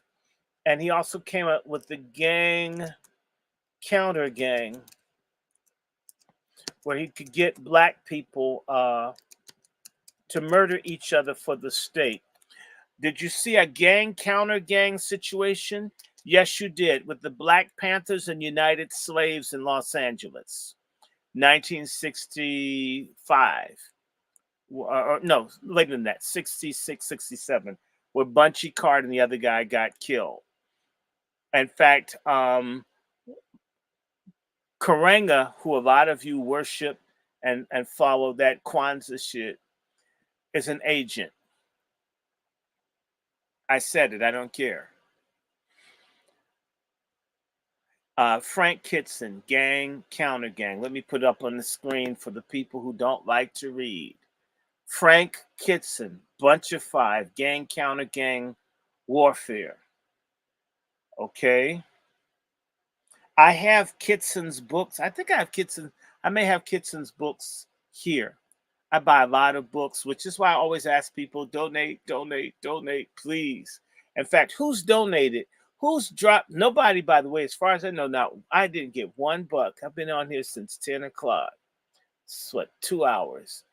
If I were a white supremacist teaching white people to hate black folks, man, my power talk, I'd be rich. We're the only people that don't invest in people who invest in us. That's also part of the brainwashing and the training. That's what he's saying. Genuine grievances and increased prosperity deprive insurgents of issues that can be exploited to foment popular unrest. If you make certain Negroes feel comfortable, you make the ones who are standing up look like, they're not relevant, or, well, man, I'm doing okay, everything's fine. If you have that mindset, you've already been conquered. You've been defeated in your own mind. And everybody in warfare invest in people that are fighting, even if it's intellectual warfare, which is what we're doing right now. And the reason that people don't let people like me teach, let me just tell you a real story. I was being taken down to DC jail to talk to the young brothers there, and I wasn't asking for anything. And the sister who would take me in, she was very good at turning lives around. They are trying to fire her. They didn't want me at the DC jail because I walked to the library and could see there were no reading materials for black people. I didn't say anything, and they had me thrown out of the jail. I didn't protest, no signs, I didn't argue, I didn't frown. And it was a black woman. Yes, it was a black woman that snitched. She could tell I wasn't a coon. She ran to the white woman, told him, get me out of the jail. They had all these books for the Spanish speakers and nothing for black Americans. Nothing. In a city that's at least 50% black, a jail that's 99% black, and there's more stuff for Spanish speakers than for black Americans. Let me type this book that he had. There's another book by Kitson. It's called Low Intensity Operations. And some of these books are inexpensive. You can get them on Amazon. They didn't teach me this in school. And so I'm trying to get y'all to open your minds. And by the way, they won't necessarily teach you this in college. And they didn't want me in DC jail. All I was trying to do is talk to young brothers, and they put me out twice. I'll go back. The young brothers like me. They're just afraid we're going to do something. I would tell the brothers to respect each other, to read, to pray, to be decent towards each other. Do you realize that's subversive? And the prisons, they encourage the fighting and the gangs and the sodomy and the rape and the drugs. That's part. All of this shit that people call keeping it real is a way of destroying us. Yes, God will absolutely help us. I believe God is in this.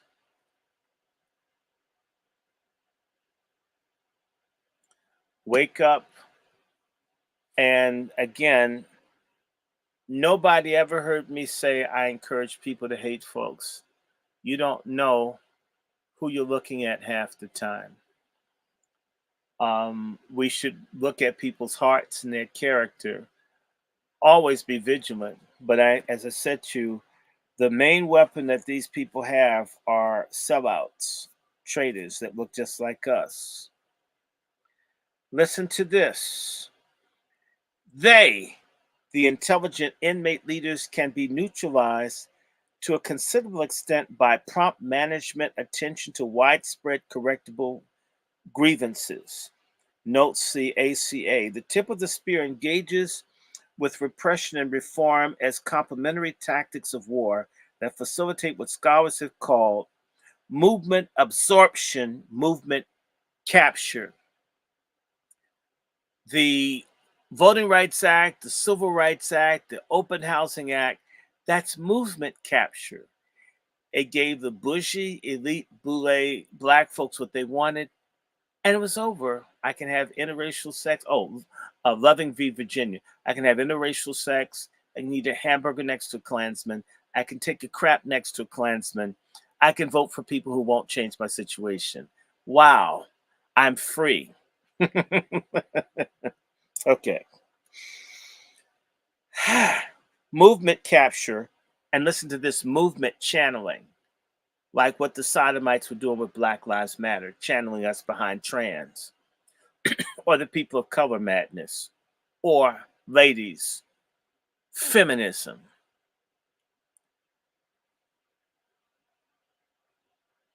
And the institutionalization of dissent. Institutionalization of dissent meaning we'll give you a grant, we'll give you a not for profit. And once you get the not for profit money, you can't raise sand in order to keep your budget and employ the people and this, that, and the other. So it's a way to control you through the purse strings. When the United States controlled the Latin American countries, it was called dollar diplomacy. I'll just control all your money. You have to do whatever I tell you to do. We are managed like a foreign colony. Mhm. The terms describe the strategy of encapsulating potentially disruptive claims, demands, and tactics of movements within liberal institutions and discourses, which transform them into routinized processes that legitimize rather than challenge establish authority. In other words, what they're saying is if they throw a bone to the people, right? Then people say they're not so bad. I got a grant. I went to Harvard. The president was black. Oh, we have a black senator. We have a black governor. We have a black vice president. See, it works. Okay, let me keep reading.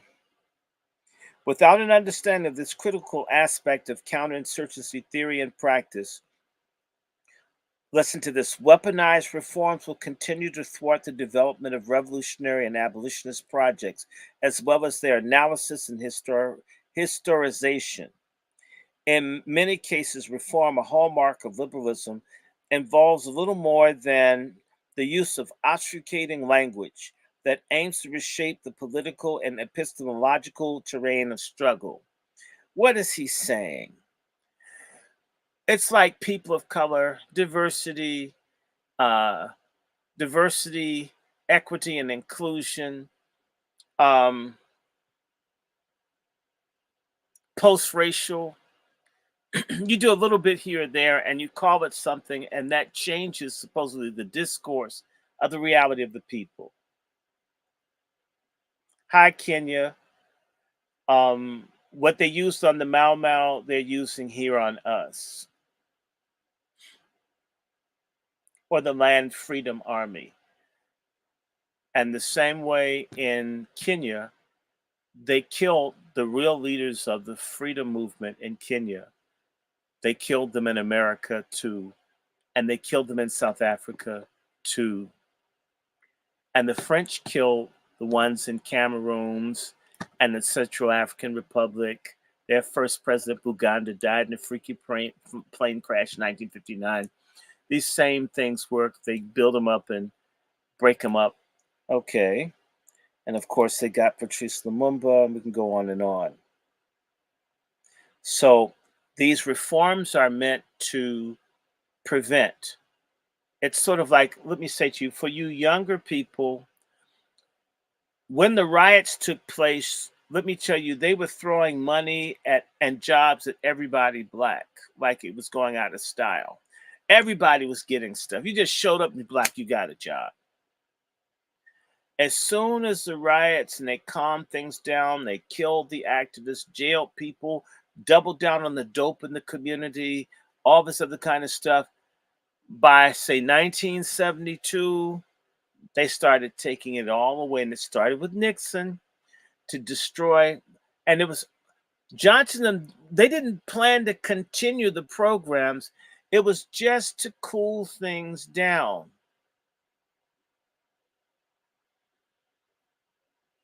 Okay. Biden and them were talking about police reform when people were burning stuff in 2020. I'm not saying I agree with any of that. They were at least talking it. When the burning stopped, Biden said, to hell with y'all. Y'all got to get behind the Hispanics. Sure, he did. Um, I'm not saying I even agree with that movement. I'm just trying to give an example.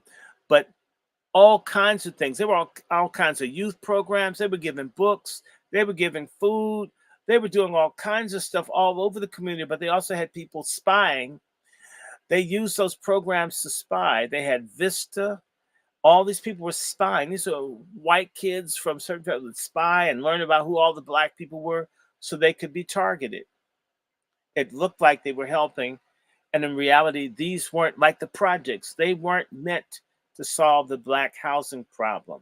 They were a trick to get people in those places and let them die. It was intentional.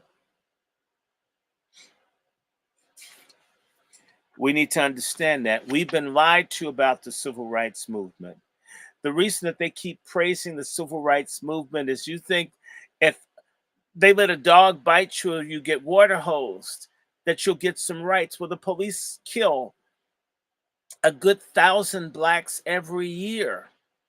If killing black people produced an outcome that advanced us, we should be ruling this country as many of us get killed. Every year, 3,000-4,000 black men die in prison before they get to trial, whether they're guilty or not. They're killed by the guards, they commit suicide, they get sick.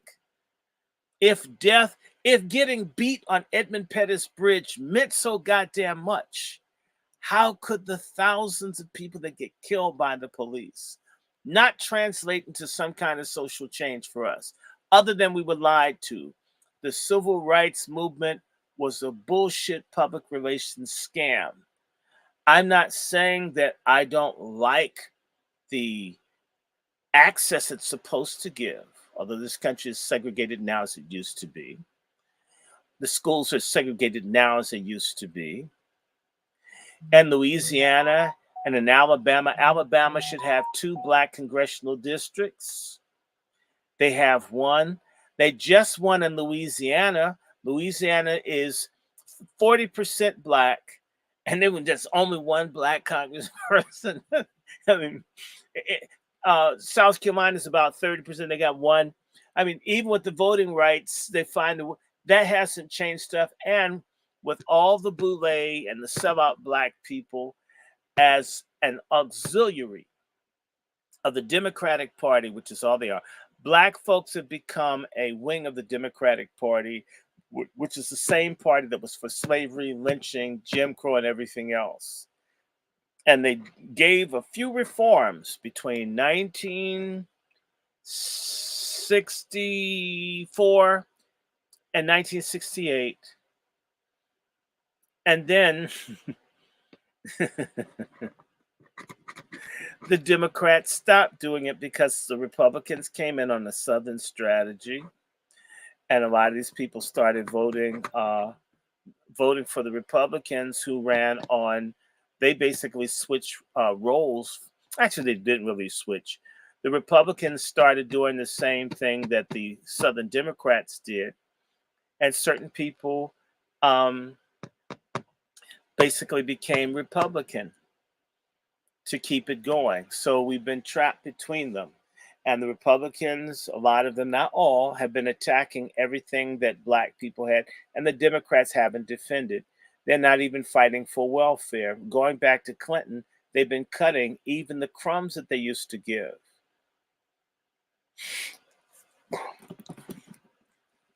The crumbs are disappearing. And even now, they're giving more crumbs to illegals in this country than they'll give to you and I. There are Black disabled people in Washington, D.C. who get $6 a month in SNAP and food stamps, and yet there are illegals that get 1,000, and then their family gets money. You go in the store and you watch these illegals, and they've got baskets full of food. And you see Black folks that work with 4 or 5 items in their basket. That goes on in the goddamn grocery stores where you and I live right now. Not a peep from Moist Hakeem Jeffries. Not a peep. Not a peep from the Negro preachers. These AME people who think abortion is civil rights but can't say anything when their own parishioners can't afford to eat. One in 5 Black people in this country is food insecure. Tonight, 30% of the children or more in Mississippi did not get enough to eat. It was the same in 1965. Did the civil rights movement change things? With punk-ass Benny Thompson, all he does is attack Trump. Where the people have hookworm, the Black Americans all over the South have worms that prevent them from developing because they walk around in their own shit because they don't have plumbing and no one cries out for them. There are people in Africa that don't have hookworm. There are people in South America that don't have hookworm, but they have hookworm in Alabama and in Arkansas, in Mississippi, and Texas, and Alabama, and Georgia. Don't even have a safe place to shit in America. What? 100,000 missing Black women in this country, tens of thousands of missing Black children in this country. Have you ever noticed? And there's no movement. There's no matter what the atrocity is that's happening in this country, there's no response to it. None. No organized. I mean, there's nothing that upsets the Black boule because it doesn't happen to them. See, if they take care of 10, 15% of us, they'll make certain that the rest of us die. I will keep repeating this, and the most disgusting thing of all times is that the Greek letter organizations ran the Tuskegee experiment. Black people helped kill Black people with syphilis. Before you blame white people, they helped the white people. It's that kind of people that they've empowered, that they've prospered to kill. They did it in Kenya. Like masses of Kenyans in Kibera and other areas left behind, and the rich ones and the crooked at the top that kiss the British and the Chinese and the Indians and other people's asses, and they let the people suffer. By the way, Kenya was where who? Kitson was.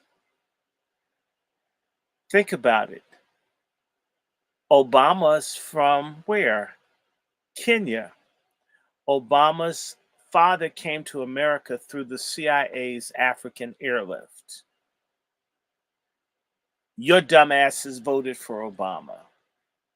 He was the CIA psych op. And 99.9% of you fools fell for it. And you still have his shirts and books and stuff, and his mannish looking wife and the kids that aren't his. Damn. You know, Black folks were smart in the 60s. And by the way, in the 60s, 50s and 60s, when they wanted to control white kids, they gave them LSD until they found out LSD made white kids radical. So then they just started letting them have heroin like they had already been given to black people. LSD for white people in the 60s, that was part of Operation Chaos that I was talking about earlier. I don't know what the operation is called, but they've got all of our stupid ass people. Hi, Kenyan friend. They got us all on Daga. Daga is a Kenyan word for weed. No, shada. Shada for Kenya, Daga for South Africa. I'm sorry. Drugs. So all this weed being pushed, you need to understand the CIA is in the music business. The CIA is in the movie business. The CIA is responsible for Sidney Poitier being a movie star. The CIA were the people that said you have to have blacks in American films. We have to show the world that this society is diversified. You can't have all white movies when we're having a Cold War with the Russians and they're talking about American racism. We have to establish a visage, a fake facade that things are better and improved and America's opening and inclusive. Let me tell you something. The same year Rodney King got his ass beat, was it 1989? It's the same year that the Berlin Wall came down. Ever since America's contest with Russia stopped, black people have been moving backwards. The civil rights movement was a Cold War masturbatory scam, and we fell for it. We didn't know any better, but now that we know, look at how the Boule and them won't say anything. The jabs was a psychological warfare effort of the United States military against the American people, principally us. By the way, my friend that works in DC jail, one of her friends had a heart attack yesterday or recently. They got the jab. All these people dying, they've actually learned that they can kill black people with medical scares and that they will ignore their history and just go and roll up there. There was this fat greaseball black woman saying, I don't want to know about the additives. I don't want to know whether it's got FDA approval. I don't care about what's inside of it. I'm going to roll up my sleeve and I'm going to take the shot. And it took, I'm sorry, some stupid ass black women in our community. So they got a dumb, light-skinned, fat black woman to say, I don't care, just give it to me. And look at all the people, my Mary Wilson of the Supremes, Hank Aaron, and it goes Cicely Tyson. All these bodies piling up and nobody's saying anything. This is proof that they've almost won. They've almost killed off our will to live as a people. And we've allowed it to happen. And there were people telling the truth. And now there are people like, what's this one up in New York? Cuomo is saying he took ivermectin. All of these people coming out saying that they took this stuff. And when people like me were saying it, I was getting people cursing me out, threatening me. You're not a doctor. Shut the F up. Right? And I've just watched people be sick continuously for the last 3 years. Considering I'm the one that had the heart attack, I'm doing better than the people that got vaccinated. I'm not saying, do what you will. AstraZeneca's in trouble. All of these people getting in trouble. You have white people asking questions, people in Europe, and the one community that's not saying a damn thing with all the deaths is the Black American community because of the Boule and the nigger church, crooked nigger preachers that you guys follow. Damn. And also, I'm going to say it, conscious community niggas. They took it too. All the folks who are all into Africa and all this stuff, an imaginary Africa, not a real Africa, They ran like coons and rolled up their sleeves. And when people died, nobody says anything. I don't know if it's pride or whatever that keeps us from being honest, that they did a mini genocide on us. Homeless people made it without jabs. Think about it, without health care, bad diet, living better than people who had good jobs. Just watching all of these people, in particular ones with the government jobs. Look, they don't need the black buffer class anymore. And they knew 50% of your black professionals work for state, federal, and municipal governments. And those, you had to get it. So the cream of the black middle class is being decimated.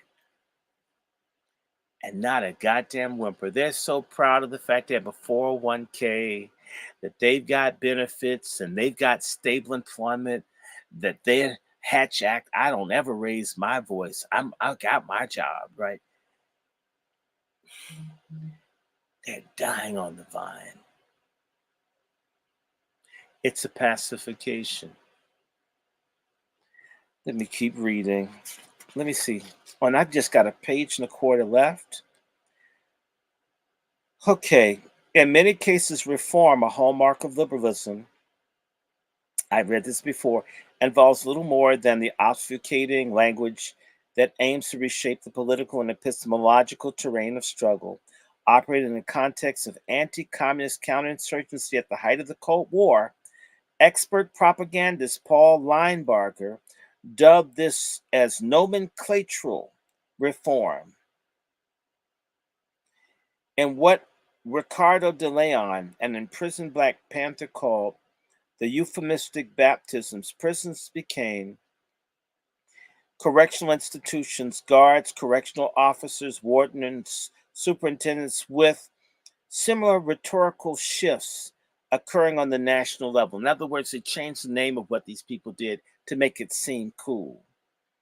This nomenclatural reform and euphemistic baptisms were part of a broader strategy of psychological warfare through which the counterinsurgency intellectuals aim to present a benign public image of prisons without in any way altering their repressive and dehumanizing function within the social order. Readers will take notice of my obdurate refusal to normalize those reformist vernaculars. This is a rhetorical strategy of counter-war that strives to destabilize the epistemic dominance of the state. Interestingly, the event that brought Queen Mother Moore to Green Haven emerged out of the context of reformist counterinsurgency. Introduced as a direct response to Attica, the prison-based community day events were among the constellation of humanizing reforms that incorporated the revolt's minimum demands in order to pacify rebellion.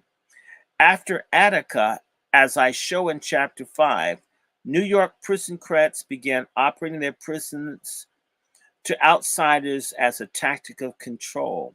Although publicly celebrated as a win for the movements behind the walls, this tactic was essentially a bribe. It allowed prison authorities to dangle the opportunities for captives to commune with their loved ones and partake in these periodic bursts of gaiety, as the New York Times describes such events in exchange for their compliance with administratively defined standards of good behavior. That Moore entered this alleged humanized space and nurtured a Black militant consciousness that authorities sought to tame, demonstrates her political acuity and illustrates a difficult to perceive psychological layer of this war. These multifaceted tactics of state repression index the dynamism of the movements that they aim to contain, signifying the effect to which the prison rebellions of the 1970s posed a material and symbolic threat to the social order.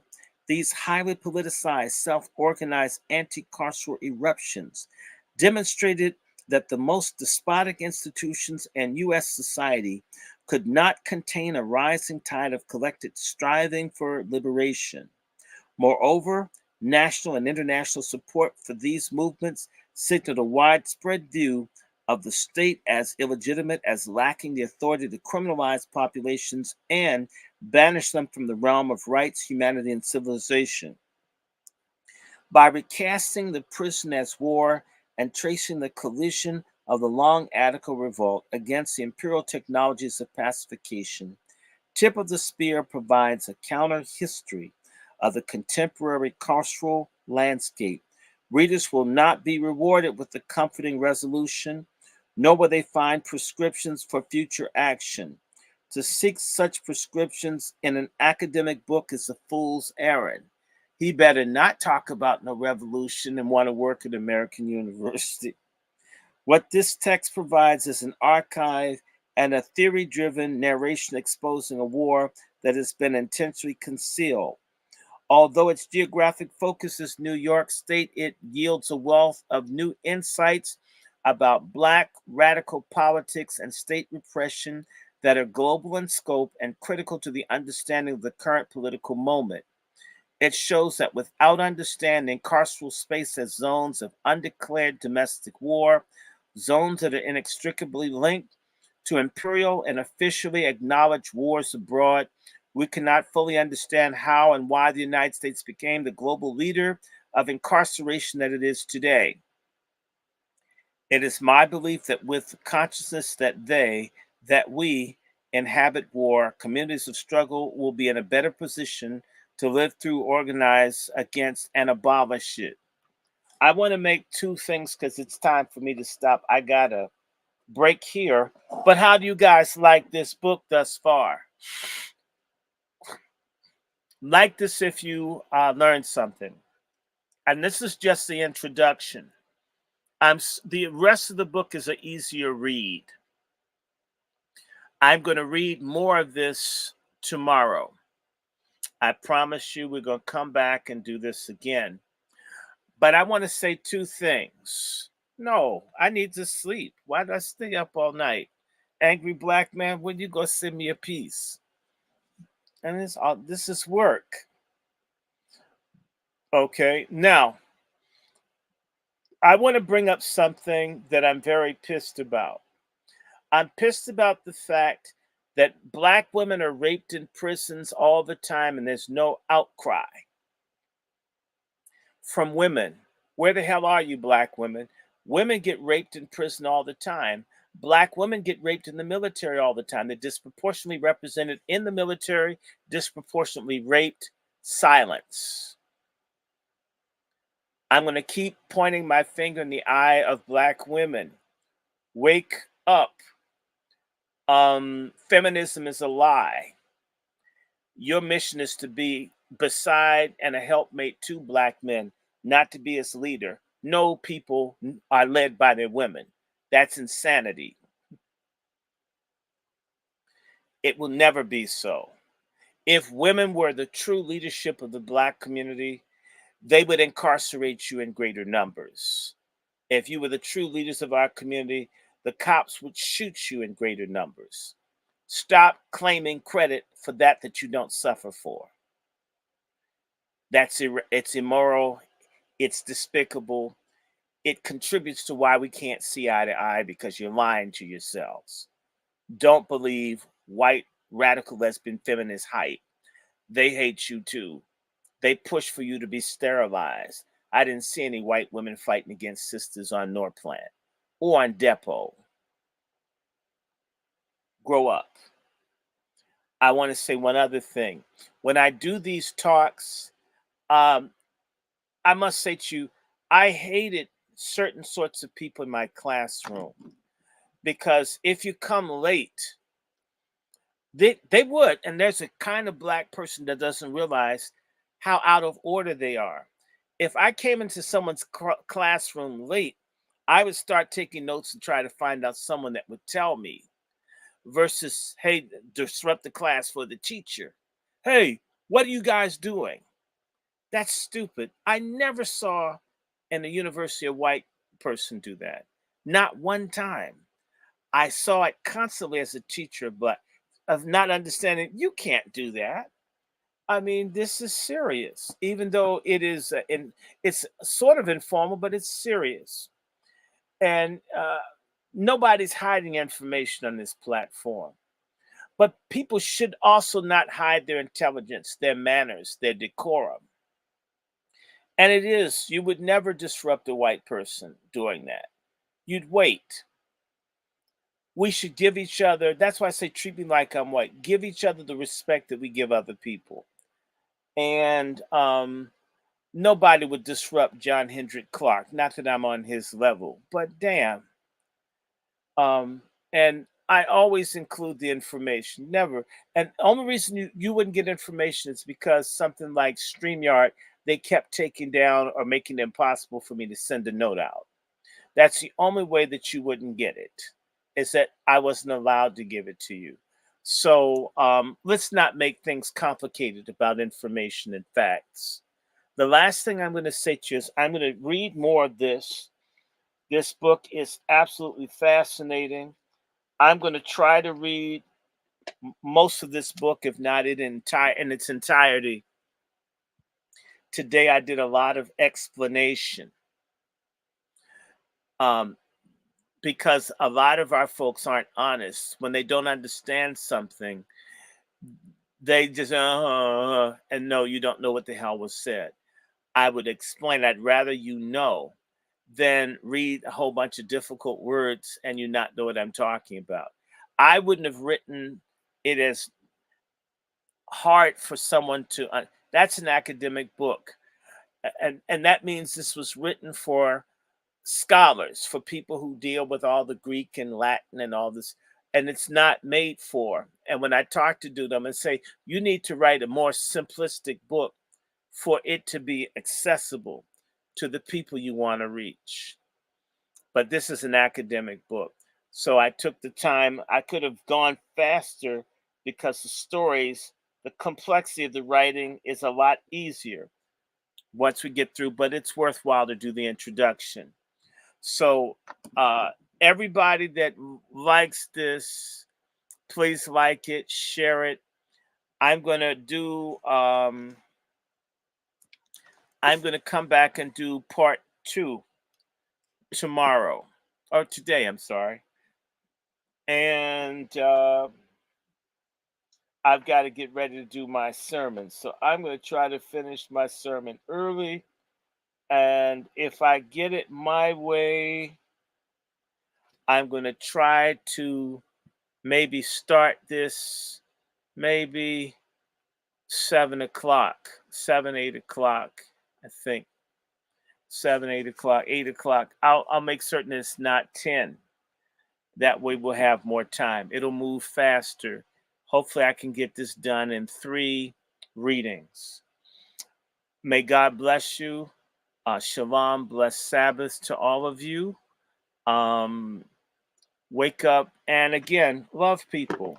I don't want you to hate anybody. I'm very clear, folks. My family is significantly European, significantly all kinds of stuff. There's only one race, the human race. There's only one people. Everybody comes from one man and one woman. They had to have been black, or what we call black. And white people come from black people, whether they want to admit it or not. That's their problem. Okay. Love self, respect self, protect self. And again, MFM, come on, y'all. MFM, MFM, MFM. Love, respect, help one another. My channel, I'm close to 2,000. I need people to subscribe. Do me this favor. If you can't contribute, consider blasting my content everywhere you can think of, in particular people that don't want to hear it. I absolutely love outraged followers. Share this. You wouldn't believe. People need to know this is a heavily shadowed banned channel. Like I said, I was reaching sometimes 4,000 or 5,000 people at a time, and they began to work the algorithm to keep people from hearing. And I wasn't running after 4 or 5,000, but if 4 or 5,000 want to hear me, why not? Um, and again, please like, share, subscribe, and donate. And you can do it through Cash App, which is Dr. Randy Short, $ Dr. Randy Short, $ Dr. Randy Short, $ Dr. Randy Short, $ Dr. Randy Short, and or Zelle or PayPal, which is wrandyshort@gmail.com, which is also my personal email if you want to write me. wrandyshort@gmail.com, wrandyshort@gmail.com, wrandyshort@gmail.com, wrandyshort for all the special education people, wrandyshort@gmail.com. Or I have a Patreon, which is Dr. Randy Short. I also have a GoFundMe. When I get up here next time, I'm going to put it up there. And I want to let everybody know we changed the date. We want to have a Patriarch Summit. We're trying to get Black men to work together. We want to do it in August, so I have more time. We're trying to do it towards late August. I'm hoping that the gentleman that wrote this book, I asked him, would he be a speaker? I'm going to do what we can to have it here in DC. I really do. What I have to do to get this thing rolling is that Chef C and I need to come up with about $700 to put a deposit down for the space.